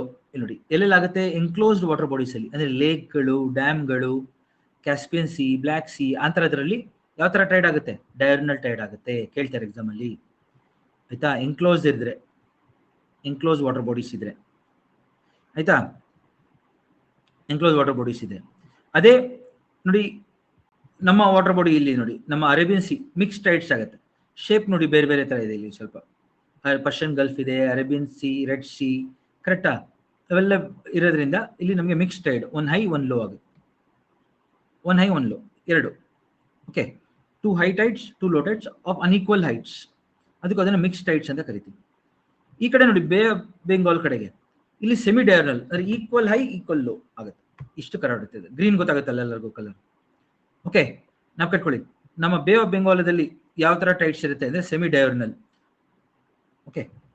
2 high tide 2 low tide of same level. Arabian sea ನಲ್ಲಿ ಯಾವ ತರ ಟೈಡ್ಸ್ ಇರುತ್ತೆ, 2 high 2 low but unequal heights, ಅದನ್ನ ನಾವು ಮಿಕ್ಸ್ ಟೈಡ್ಸ್ ಅಂತ ಕರಿತೀವಿ. ನಾವು ಕಟ್ಕೊಳ್ಳಿ ಎಲ್ಲರೂ, ಆಯ್ತಾ. ಇನ್ನೊಂದು ವಿಷಯ ಹೇಳ್ಬಿಡ್ತೀನಿ. ಎಷ್ಟೊಂದು ಕಡೆ ನೀವು ಅನ್ಕೊಂಡಿರ್ತಾರೆ ಬರೀ ಓಷನ್ ಅಲ್ಲಿ ಮಾತ್ರ ಟೈಡ್ಸ್ ಆಗುತ್ತೆ ಅಂತ. ಇಲ್ಲ, ಸಮುದ್ರಗಳಲ್ಲದೆ ನದಿಗಳಲ್ಲಿ ಆಗುತ್ತೆ ಟೈಡ್ಸು, ಸಾಗರ ಏನು ಸರೋವರಗಳಲ್ಲೂ ಆಗುತ್ತೆ ಟೈಡ್ಸು. ಯಾಕೆ ನಮ್ಗೆ ಗೊತ್ತಾಗಲ್ಲ, ಯಾಕೆಂದ್ರೆ ಟೈಡಲ್ ರೇಂಜ್ ಕಮ್ಮಿ, ಆಯ್ತಾ. ಸೊ ಯಾರು ಇವಾಗ ಜಾಯ್ನ್ ಆದ್ರಿ ಪ್ಲೀಸ್ ಮತ್ತೆ ಇನ್ನೊಂದ್ಸತಿ ಮೊದಲಿಂದ ಶುರು ಮಾಡಿದಾಗ ಕರೆಕ್ಟಾಗಿ ಗಮನ ಇಟ್ಟು ನೋಡಿ. ಟೈಡಲ್ ರೇಂಜ್ ಅಂದ್ರೆ ಏನು ಅಂತ ಹೇಳಿದೆ ನಾನು. ಹೈಟೈಡ್ ಮತ್ತೆ ಲೋಟೈಡ್ ಮಧ್ಯ ಅಂತರವನ್ನು ಟೈಡಲ್ ರೇಂಜ್. ಸಮುದ್ರ ಸಾಗರಗಳಲ್ಲಿ ನೀರು ಜಾಸ್ತಿ ಇರೋದ್ರಿಂದ ಟೈಡಲ್ ರೇಂಜ್ ಜಾಸ್ತಿ. ನೀರು ಮೇಲೋಗೋದು ಕೆಳಗೆ ಹೋಗೋದು ಕರೆಕ್ಟಾಗಿ ನೋಡ್ಬೋದು. ನದಿ ಮತ್ತು ಕೆರೆಗಳಲ್ಲಿ ನೀರು ಅಷ್ಟು ಕಮ್ಮಿ ಇರೋದ್ರಿಂದ, ವಾಲ್ಯೂಮ್ ಕಮ್ಮಿ ಇರೋದ್ರಿಂದ ಮೇಲೋಗೋದು ಕಮ್ಮಿ ಹೋಗೋದು ನಮ್ಗೆ ಗೊತ್ತಾಗೋದಿಲ್ಲ. ಗೊತ್ತಾಯ್ತಲ್ಲ, ಅಂತರ ವ್ಯತ್ಯಾಸ ಆಗೋದು ಗೊತ್ತಾಗಲ್ಲ ಟೈಡಲ್ ರೇಂಜ್, ಬಟ್ ಟೈಡ್ಸ್ ಆಗುತ್ತೆ, ಆಯ್ತಾ. ಹೇಳಿದ್ದೀನಿ, ಸಮುದ್ರ ಸಾಗರಗಳಲ್ಲದೆ ನದಿಗಳಲ್ಲಿ ಸರೋವರಗಳಲ್ಲಿ ಟೈಡ್ಸ್ ಆಗುತ್ತೆ. ಯಾಕೆ ಗೊತ್ತಾಗಲ್ಲ, ಟೈಡಲ್ ರೇಂಜ್ ಕಮ್ಮಿ ನದಿಗಳಲ್ಲಿ, ಅದಕ್ಕೆ ಗೊತ್ತಾಗಲ್ಲ, ವಾಲ್ಯೂಮ್ ಕಮ್ಮಿ ಇರೋದ್ರಿಂದ. ಇನ್ನೊಂದು, ಆಯ್ತಾ, ಸೂರ್ಯ ಮತ್ತು ಚಂದ್ರನಿಂದ ಎರಡರಲ್ಲಿ ಯಾವ್ದ್ರಿಂದ ಜಾಸ್ತಿ ಟೈಟ್ಸ್ ಆಗುತ್ತೆ, ಚಂದ್ರನಿಂದ ಜಾಸ್ತಿ ಟೈಟ್ಸ್ ಆಗುತ್ತೆ, ಆಯ್ತಾ. ಅದನ್ನ ಕಟ್ಕೊಳ್ಳಿ. ನೆಕ್ಸ್ಟ್, ಇವಾಗ ಇದನ್ನ ನೋಡ್ಬೇಕೆಲ್ಲರೂ ನೋಡಿ. ಇದು ನಮ್ಮ ಚಂದ್ರ, ಈಗ ಸದ್ಯಕ್ಕೆ ಈಗ ಗಮನಿಸಿ, ಇಲ್ಲಿ ಇದನ್ನೇ ಚಂದ್ರ. ಇವಾಗ ಇದು ನಮ್ಮ ಪೃಥ್ವಿ, ಇದು ಎಕ್ಸ್ ಮಾರ್ಕ್ ನಾವು ಕಟ್ಕೊಳ್ಳಿ ಎಲ್ಲರೂ. ಇಲ್ಲಿಂದ ಶುರು ಮಾಡ್ತಾ ಇದ್ದೀನಿ, ಇದು ನೋಡ್ಬೇಡಿ ಇವಾಗ ಸದ್ಯಕ್ಕೆ ನೋಡ್ಬೇಡಿ ಇದನ್ನು. ಇಲ್ಲಿಂದ ಎಕ್ಸ್ ಇಂದ ಶುರು ಮಾಡ್ತಾ ಇದ್ದೀನಿ ನಾನು. ಇಲ್ಲಿಂದ ಶುರು ಮಾಡಿ ಚಂದ್ರ ಇಲ್ಲಿದ್ದಾನೆ, ನಮ್ಮ ಪೃಥ್ವಿ ಒಂದು ಸತಿ ತಿರುಗಕ್ಕೆ 24 ಗಂಟೆ ತಗೊಳುತ್ತೆ, ಹೌದಾ? 24 ಗಂಟೆಗಳಲ್ಲಿ ನಮ್ಮ ಪೃಥ್ವಿ ಹಿಂಗೋಗಿ ವಾಪಸ್ ಇಲ್ಲಿಗೆ ಬಂದಿರ್ತಾನೆ ಎಕ್ಸ್. ಆ 24 ಗಂಟೆಗಳಲ್ಲಿ ಚಂದ್ರ ಇಲ್ಲೇ ಇರ್ತಾನ?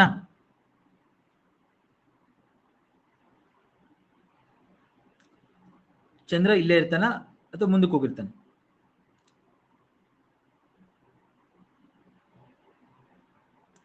ಚಂದ್ರನು ಮೂವ್ ಆಗ್ತಾ ಇದ್ದಾನೆ, ಅದು ನಿಧಾನ.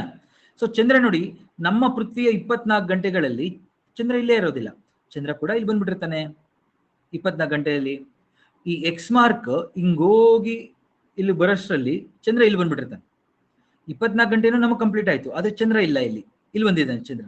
ಸೊ ಮತ್ತೆ ಆ ಎಕ್ಸ್ ಮಾರ್ಕ್ ನೋಡಿ ಇಲ್ಲಿ ಬರಬೇಕು ಅಂದ್ರೆ ಮತ್ತೆ 24 ಗಂಟೆ ಮೇಲೆ 50 ನಿಮಿಷ ತಗೊಳ್ತಾನೆ ನಮ್ಮ ಪೃಥ್ವಿ. ಓಕೆ, 50 ನಿಮಿಷ ಅಂತಾನೆ ಅನ್ಕೊಳ್ಳಿ ಸದ್ಯಕ್ಕೆ. 54 ಎಕ್ಸಾಕ್ಟ್ ಆಗಿ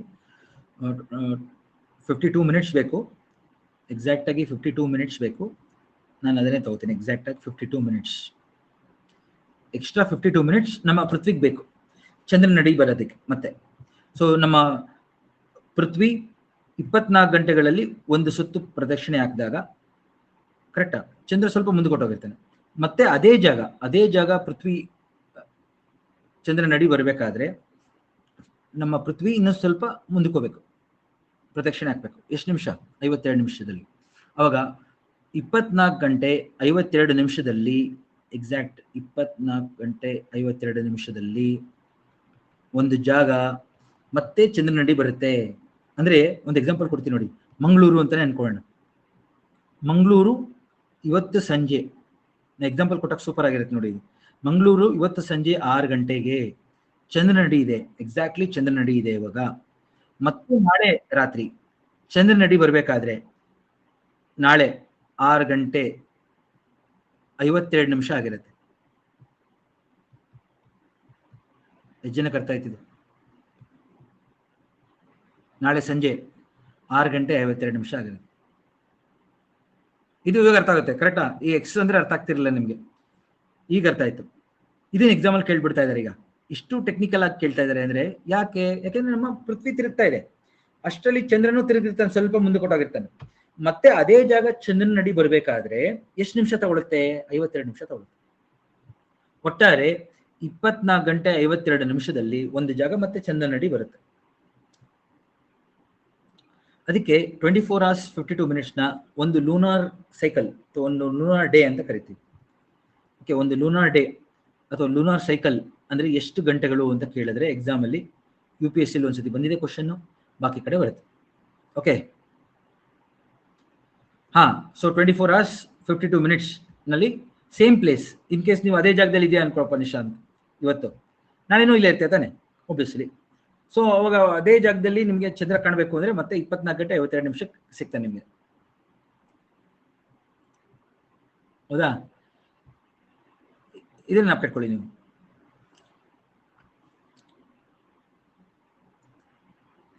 ಸೊ ಕರಾವಳಿ ತೀರದಲ್ಲಿ ವ್ಯತ್ಯಾಸ ಇರೋದ್ರಿಂದ 3 ತರ ಟೈಟ್ಸ್ ಆಗುತ್ತೆ: ಡಯಾರ್ನಲ್, ಸೆಮಿ ಡಯಾರ್ನಲ್, ಮಿಕ್ಸ್ಡ್. ಇದೆಲ್ಲ ನೋಡಿ ಅಡ್ವಾನ್ಸ್ ಇದೆ ನಿಮ್ಗೆ, UPSC ಲೆವೆಲ್ ಅಲ್ಲಿ ಇದೆ ಇವೆಲ್ಲ. ಆದ್ರೆ ನಾನು ಯಾಕೆ ಹೇಳ್ತಾ ಇದ್ದೀನಿ ಅಂದ್ರೆ ನಿಮ್ಗೆ ಎಲ್ಲ ಎಕ್ಸಾಮ್ಗಳಲ್ಲೂ ಕೇಳ್ತಾರೆ, ಸ್ವಲ್ಪ ಕಷ್ಟ ಆದ್ರೂ ಅರ್ಥ ಮಾಡ್ಕೋತಾರೆ ಹುಡುಗರು. ಇವಾಗ ಈಗ ಟ್ರೆಂಡ್ ಚೇಂಜ್ ಆಗಿರೋದ್ರಿಂದ ಪೇಪರ್ಗಳಲ್ಲಿ. ಆಮೇಲೆ ಎಷ್ಟೊಂದು ಜನ ಟೀಚರ್ಸ್ ಇದ್ದೀರಾ ನೀವೇ, ಮುಂದಕ್ಕೆ ನೀವು ಟೀಚ್ ಮಾಡ್ತಾ ಹೋಗ್ತೀರಲ್ಲ, ಅವಾಗ ನೀವು ವಿದ್ಯಾರ್ಥಿಗಳಿಗೆ ಹೇಳಿದಾಗ ಅವ್ರಿಗೆ ಅರ್ಥ ಆಗತ್ತೆ ಇವೆಲ್ಲ.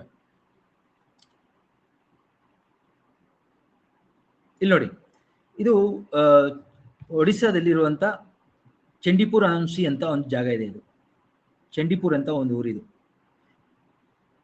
ಚಂಡೀಪುರ್ ಆನ್ ಸಿ ಅಂತ ಬರುತ್ತಿದೆ. ಇಲ್ಲಿ ಪ್ರತಿದಿನ ಲೋ ಟೈಡ್ ಆದಾಗ 5 ಕಿಲೋಮೀಟರ್ ನಡ್ಕೊಂಡು ಹೋಗ್ಬೋದು ನೀವು. ಹೀಗೆ 5 ಕಿಲೋಮೀಟರ್ ವರೆಗೂ ನಡ್ಕೊಂಡು ಹೋಗ್ಬೋದು ಈಗ ಲೋ ಟೈಡ್ ಆದಾಗ. ಅದೇ ಹೈ ಟೈಡ್ ಆದಾಗ ಎಷ್ಟು ಮುಳುಗೋಗುತ್ತೆ, ಇಲ್ಲಿ ಹೋಗಕ್ಕಾಗದೇ ಇಲ್ಲ ನೀವು, ಅಷ್ಟು ಮುಳುಗೋಗುತ್ತೆ. ಹೈ ಟೈಡ್ ಅಲ್ಲಿ ಮೇಲ್ ಬಂದ್ಬಿಡುತ್ತೆ ನೀರು, ಅಷ್ಟು 5 ಕಿಲೋಮೀಟರ್ ಮುಳುಗೋಗುತ್ತೆ. ಲೋ ಟೈಡ್ ಅಲ್ಲಿ ಅಷ್ಟು ಹೊಟ್ಟೋಗುತ್ತೆ, ನಡ್ಕೊಂಡು ಹೋಗ್ಬೋದು ಲೋ ಟೈಡ್ ಅಲ್ಲಿ ಅಲ್ಲಿವರೆಗೂ. ಚಂಡೀಪುರ್, ಅದಕ್ಕೆ ಹೈಡ್ ಅಂಡ್ ಸೀಕ್ ಅಂತ ಕರೀತಾರೆ ಇದನ್ನ ಅಲ್ಲಿನ ಜನಗಳು. ಏನೋ ಒಂದೊಂದ್ಸತಿ ಬೀಚ್ ಫುಲ್ ಮುಳುಗೋಗಿರುತ್ತೆ, ಒಂದ್ಸತಿ ಓಪನ್ ಆಗಿರುತ್ತೆ, ಇಷ್ಟುವೆ. ಅದನ್ನ ಹೈಡ್ ಅಂಡ್ ಸೀಕ್ ಅಂತ ಕರೀತಾರೆ. So the beach is playing hide and seek with the water ಅಂತ. ಸಮುದ್ರದ ಜೊತೆಗೆ ಕಡಲು ಹೈಡ್ ಅಂಡ್ ಸೀಕ್ ಆಡ್ತಾ ಇದೆ. ಹೈಡ್ ಅಂಡ್ ಸೀಕ್ ಬೀಚ್ ಅಂತ, ಚಂಡೀಪುರ ಆನ್ ಸಿ, ಒಡಿಸ್ಸಾ. ಆಯ್ತಾ? ಸೊ ಟೈಡಲ್ ರೇಂಜ್ ಅಂದ್ರೆ ಗೊತ್ತಾಗಿದೆ. ಹೈ ಟೈಡ್ ಮತ್ತು ಲೋ ಟೈಡ್ ಮಧ್ಯೆ ಇರುವಂತಹ ಅಂತರವನ್ನು ಟೈಡಲ್ ರೇಂಜ್ ಅಂತ ಕರಿತೀವಿ. ನೆನಪಿಟ್ಕೊಳ್ಳಿ. ನಮ್ಮ ಭಾರತದಲ್ಲಿ ಹಲವೆಡೆ ಟೈಡಲ್ ರೇಂಜ್ ಕಡಿಮೆ ಇದೆ, ಕೆಲವು ಕಡೆ ಜಾಸ್ತಿ ಇದೆ. ಗುಜರಾತ್ನ ಗಲ್ಫ್ ಆಫ್ ಕಚ್ಚಲ್ಲಿ ಜಾಸ್ತಿ, ಗಲ್ಫ್ ಆಫ್ ಕಂಬತ್ತಲ್ಲಿ ಜಾಸ್ತಿ, ಇವೆರಡು ಕಡೆ. ಆಯ್ತಾ? ಅದ್ ಬಿಟ್ರೆ ಸುಂದರ್ಬನ್ಸ್, ಅದ್ ಬಿಟ್ರೆ ಗಲ್ಫ್ ಆಫ್ ಮನ್ನಾರ್ ಮತ್ತು ಲಕ್ಷದ್ವೀಪ್ ಸಿ, ಈ ಭಾಗಗಳಲ್ಲಿ ನಮಗೆ ಟೈಡಲ್ ರೇಂಜ್ ಜಾಸ್ತಿ. ಹೈಯೆಸ್ಟ್ ಇವುಗಳು ರೆಡ್ ಅಲ್ಲಿ ಬರ್ದಿರೋದು, ರೆಡ್ ಅಲ್ಲಿ ಮಾರ್ಕ್ ಆಗಿರೋದೆಲ್ಲ ಹೈಯೆಸ್ಟ್ ಇವೆಲ್ಲ. ಆಯ್ತಾ? ಸೆಕೆಂಡ್ ಇದು ಗಲ್ಫ್ ಆಫ್ ಮನ್ನಾರ್ ಪಾರ್ಟ್, ಈ ಭಾಗ, ಲಕ್ಷದ್ವೀಪ್ ಸಿ ಪಾರ್ಟ್. ಅದ್ ಬಿಟ್ರೆ ಇನ್ನು ಬಾಕಿದೆಲ್ಲ ಕಡಿಮೆ, ಟೈಡಲ್ ರೇಂಜ್ ಕಮ್ಮಿ. ಗೊತ್ತಲ್ಲ? ಟೈಡಲ್ ರೇಂಜ್ ಹೈಯೆಸ್ಟ್ ಇರೋದೇ ಗಲ್ಫ್ ಆಫ್ ಆಲ್ಮೋಸ್ಟ್ ಇಲ್ಲಿ ಕಂಬತ್, ಈ ಭಾಗದಲ್ಲಿ ಆಲ್ಮೋಸ್ಟ್ 11 ಮೀಟರ್ ಇದೆ ನಮಗೆ, 11 ಮೀಟರ್. ಆಯ್ತಾ? ಜ್ಞಾಪಕಟ್ಕೊಳ್ಳಿ. ಸೊ ಈ ತರ ಟೈಡಲ್ ರೇಂಜ್ ಎಲ್ಲಿ ಜಾಸ್ತಿ ಇರುತ್ತೆ, ವಿದ್ಯುತ್ ಶಕ್ತಿ ಉತ್ಪಾದನೆ ಮಾಡ್ತೀವಿ ನಾವು ಅಂತ ಜಾಗದಲ್ಲಿ ಏನ್ ಮಾಡ್ತೀವಿ, ಈ ತರ ಟರ್ಬೈನ್ ಸೆಟಪ್ ಮಾಡ್ತೀವಿ. ಆಯ್ತಾ? ಟೈಡ್ ಜಾಸ್ತಿ ಆದ ತಕ್ಷಣ ಆಗುತ್ತೆ, ಮೇಲ್ ಬಂದ್ಬಿಡುತ್ತೆ ನೀರು, ಅವಾಗ ಒಳಗೆ ಬರುತ್ತೆ, ಟರ್ಬೈನ್ ತಿರುಗುತ್ತೆ. ಟರ್ಬೈನ್ ತಿರುಗಿದ ತಕ್ಷಣ ಅದ್ರ ಜನರೇಟರ್ ಕನೆಕ್ಟ್ ಆಗಿರುತ್ತೆ, ಪವರ್, ವಿದ್ಯುತ್ ಶಕ್ತಿ, ಪವರ್ ಬರುತ್ತೆ. ಎಲ್ಲ ನೀರು ಒಳಗೆ ಬಂದ್ಬಿಟ್ಟಿರುತ್ತಲ್ಲ, ಅದೆಲ್ಲ ಇಲ್ಲಿ ಸ್ಟೋರ್ ಆಗಿದೆ ನೋಡಿ, ಎಲ್ಲ ನೀರು ಇಲ್ಲಿ ಬಂದ್ಬಿಟ್ಟಿದೆ. ಈಗ ಲೋ ಟೈಡ್ ಆದಾಗ ಈ ಕಡೆ ಕರಾವಳಿ ತೀರ ಕಡೆ ನೀರು ಕಮ್ಮಿ ಆದಾಗ ಇಲ್ಲಿರೋ ನೀರು ವಾಪಸ್ ಹೋಗುತ್ತೆ. ಈ ನೀರು ವಾಪಸ್ ಹೋದಾಗ ಏನಾಗುತ್ತೆ, ಮತ್ತೆ ತಿರುಗುತ್ತೆ ಟರ್ಬೈನ್, ಮತ್ತೆ ಜನರೇಟರ್ ಪವರ್ ಪ್ರೊಡ್ಯೂಸ್ ಮಾಡುತ್ತೆ. ಗೊತ್ತಿಲ್ಲ? ಹೈ ಟೈಡ್ ಆದಾಗಲೂ ನೀರು ಒಳಗೆ ಬಂದಾಗಲೂ ಪವರ್ ಜನರೇಟ್ ಆಗುತ್ತೆ, ಲೋ ಟೈಡ್ ಆದಾಗಲೂ ಪವರ್ ಜನರೇಟ್ ಆಗುತ್ತೆ. ಇದನ್ನ ನಾವು ಟೈಡಲ್ ರೇಂಜ್ ಅಂತ ಕರಿತೀವಿ.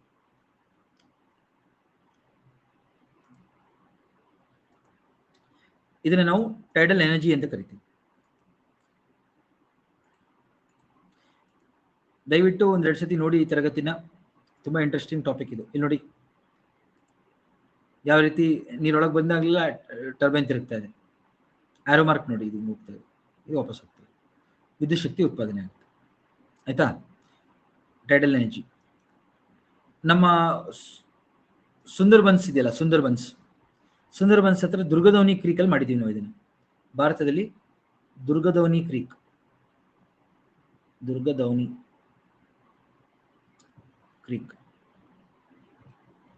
ಸುಂದರ್ಬನ್ಸ್,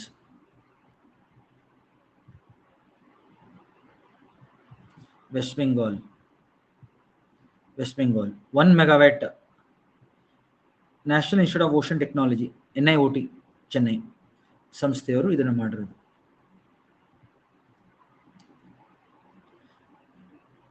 ಆಯ್ತಾ? National institute of ocean technology Chennai 1 megawatt power plant ಇದೆ. ಅರ್ಥ ಆಯ್ತಪ್ಪ ಎಲ್ಲರಿಗೂ? ಸ್ವಲ್ಪ ಟೆಕ್ನಿಕಲ್ ಆಗಿದೆ, ಆದ್ರೆ ಏನು ಅಷ್ಟು ಕಷ್ಟ ಅನ್ನೋದೇನಿಲ್ಲ ಇದರಲ್ಲಿ. ಸೊ ನಾವು ಒಂದ್ ಕಡೆ ಸಮರೈಸ್ ಮಾಡ್ತೀವಿ ನೋಡಿ ಎಲ್ಲಾನು. ಇಲ್ಲಿ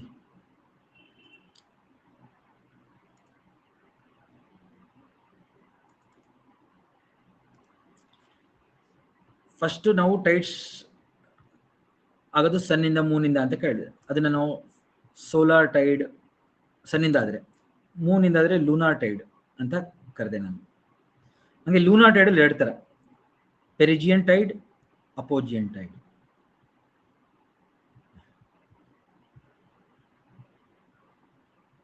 ಅಪೋಜಿಯನ್ ಟೈಡ್ ಇದಾಯ್ತು, ಹೌದಾ? ಹಂಗೆ ಸನ್ ಮತ್ತೆ ಮೂನ್, ಅರ್ತ್ 3 ತಗೊಂಡಾಗ ನಮಗೆ ಸ್ಪ್ರಿಂಗ್ ಟೈಡ್, ನೀಪ್ ಟೈಡ್.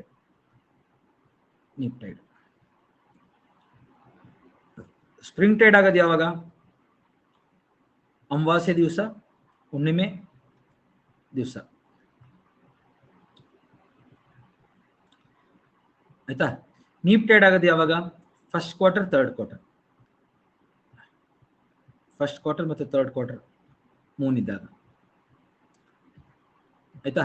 ಹೇಳಿದ್ದೀನಿ ನಾನು first quarter, third quarter, Moon ಅಂದ್ರೆ ಏನು ಅಂತ. ಇದಾಯ್ತು. ಹಂಗೆ ನಮ್ಮ ಕರಾವಳಿ ತೀರ ಬೇರೆ ಬೇರೆ ಆಕಾರದಲ್ಲಿ ಇರೋದ್ರಿಂದ ಇನ್ನೊಂಥರ ಟೈಡ್ಸ್ ಶುರು ಆಗ್ತವೆ.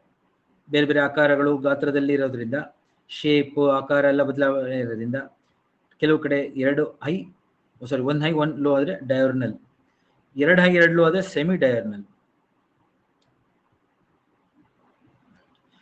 ಕರೆಕ್ಟಾ? Unequal high tide low tides ಆದ್ರೆ ಮಿಕ್ಸ್ಡ್.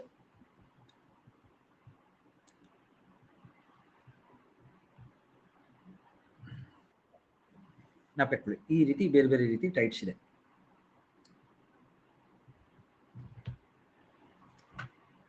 ಸೊ ಟೈಡಲ್ ರೇಂಜ್ ಅಂದ್ರೆ ಅಂತರ, ಹೈ ಟೈಡ್ ಮತ್ತೆ ಲೋ ಟೈಡ್ ಮಧ್ಯೆ ಇರುವಂತ ಅಂತರ.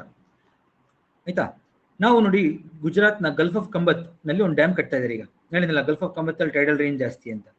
ಇಲ್ಲಿ ವಿದ್ಯುತ್ ಶಕ್ತಿ ಉತ್ಪಾದನೆ ಮಾಡುವಂತ ಯೋಜನೆ ಇತ್ತು, ಅದನ್ನ ಇವಾಗ ಕೈ ಬಿಟ್ಟಿದ್ದಾರೆ.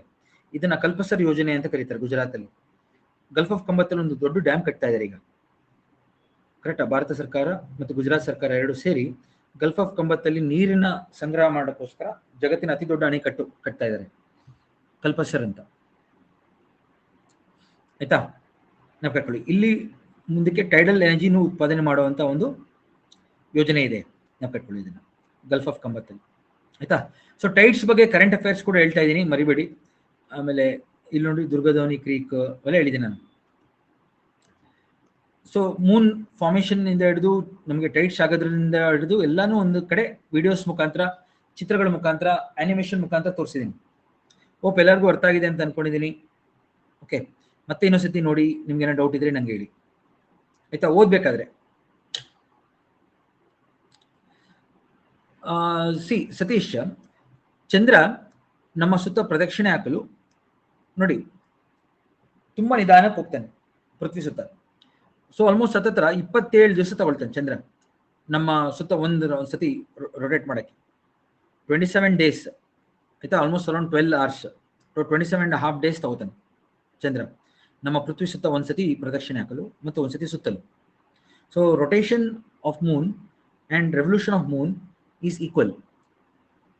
ಆಯ್ತಾ? ಅದನ್ನ ಹೇಳ್ಬಿಡ್ತೀನಿ ನೋಡಿ, ಅದನ್ನು I will cover that also. All of you here. So moon ನೋಡಿ ನಮ್ಮ ಸುತ್ತ ಪ್ರದಕ್ಷಿಣೆ ಆಗ್ತಾ ಇರೋದು ಇಸ್ ಮೂವಿಂಗ್ ವೆರಿ ಸ್ಲೋಲಿ, ತುಂಬಾ ನಿಧಾನಕ್ಕೆ ಪೃಥ್ವಿ ಸುತ್ತ ಪ್ರದಕ್ಷಿಣೆ ಆಗ್ತಾ ಇದೆ. ಸೊ ಚಂದ್ರ ನಮ್ಮ ಸುತ್ತಿ ಪ್ರದಕ್ಷಿಣೆ ಹಾಕಲು ಮತ್ತು ಒಂದ್ಸತಿ ಸುತ್ತಲು ಸೇಮ್ ಟೈಮ್ ತಗೋತಾನೆ. So period of revolution of moon around earth and period of rotation or spin is same. ಗೊತ್ತಾಯ್ತಲ್ಲ? ಚಂದ್ರನ period of rotation and revolution same. ಆಯ್ತಾ? ಈ ತರ ಇರೋದ್ರಿಂದ, ಈ ಸೈಡ್ ಈ ತರ ಇರೋದ್ರಿಂದ ನೋಡಿ, ಹಿಂಗೋಗಿ ಒಂದ್ಸತಿ ಸುತ್ತಾಕಕ್ಕೆ ಸೇಮ್ ಟೈಮ್ ತಗೋತಾನೆ. ಹಂಗೆ ಒಂದ್ಸತಿ ರೊಟೇಟ್ ಆಗಲು ಸೇಮ್ ಟೈಮ್ ತಗೋತಾನೆ. ನಿಯರ್ಲಿ ಅವರು 27 days, 27.5 ಅಂತಾನೆ ಹಾಕೊಂಡು, ಹಾಫ್ ಅಲ್ಲ, 12 hours ಅಂದ್ರೆ ಹಾಫ್. So 27.5 days. ಯಾಕೆಟ್ಕೊಳ್ಳಿ ಎಲ್ಲರೂ. ಇವಾಗ ಸದ್ಯಕ್ಕೆ ಸಾಕು. ನಾ ಇನ್ನೊಂದು ಟಾಪಿಕ್ ಇದೆ, ಏನದು ಗ್ರಹಣ, ಎಕ್ಲಿಪ್ಸ್. ಅದೊಂದು ಕ್ಲಾಸಲ್ಲಿ ಮಾಡ್ತೀನಿ, ಅವಾಗ ನಿಮಗೆ ಇದ್ರದ್ದು ಇನ್ನೊಂದಿರೋ ಟಾಪಿಕ್ಸ್ ಇದೆ, ಅದೆಲ್ಲ ಗೊತ್ತಾಗೋದು. ಆಯ್ತಾ? ಸೊ ಅದು ಬರೀ ಇದನ್ನ ಮಾತ್ರ ಕೈ ಬಿಟ್ಟಿದ್ದಾರೆ. ಸ್ವಲ್ಪ ಡ್ಯಾಮ್ ಸ್ಟ್ರಕ್ಚರ್ ನಡೀತಾ ಇದೆ ಪರಸು, ಅದು ಟೈಡಲ್ ಪಾರ್ಟ್ ಮಾತ್ರ ಇದು ಮಾಡಿದ್ದಾರೆ. ಆಯ್ತಾ? ಸ್ಟೇಟಸ್ ಹೇಳ್ತೀನಿ ನಾನು ನಿಮಗೆ, ಚೆಕ್ ಮಾಡಿ.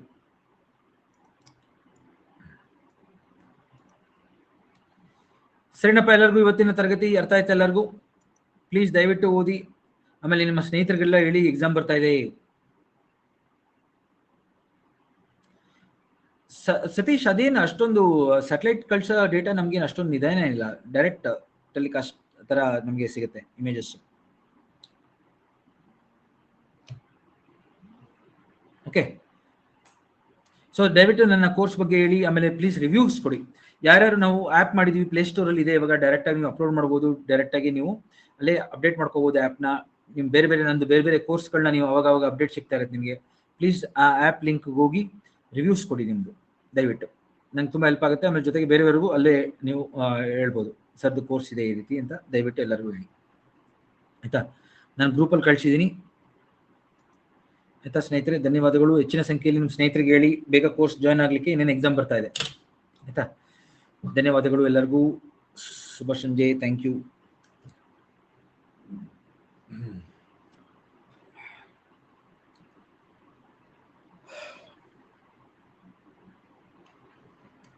Thank you all. Thank you.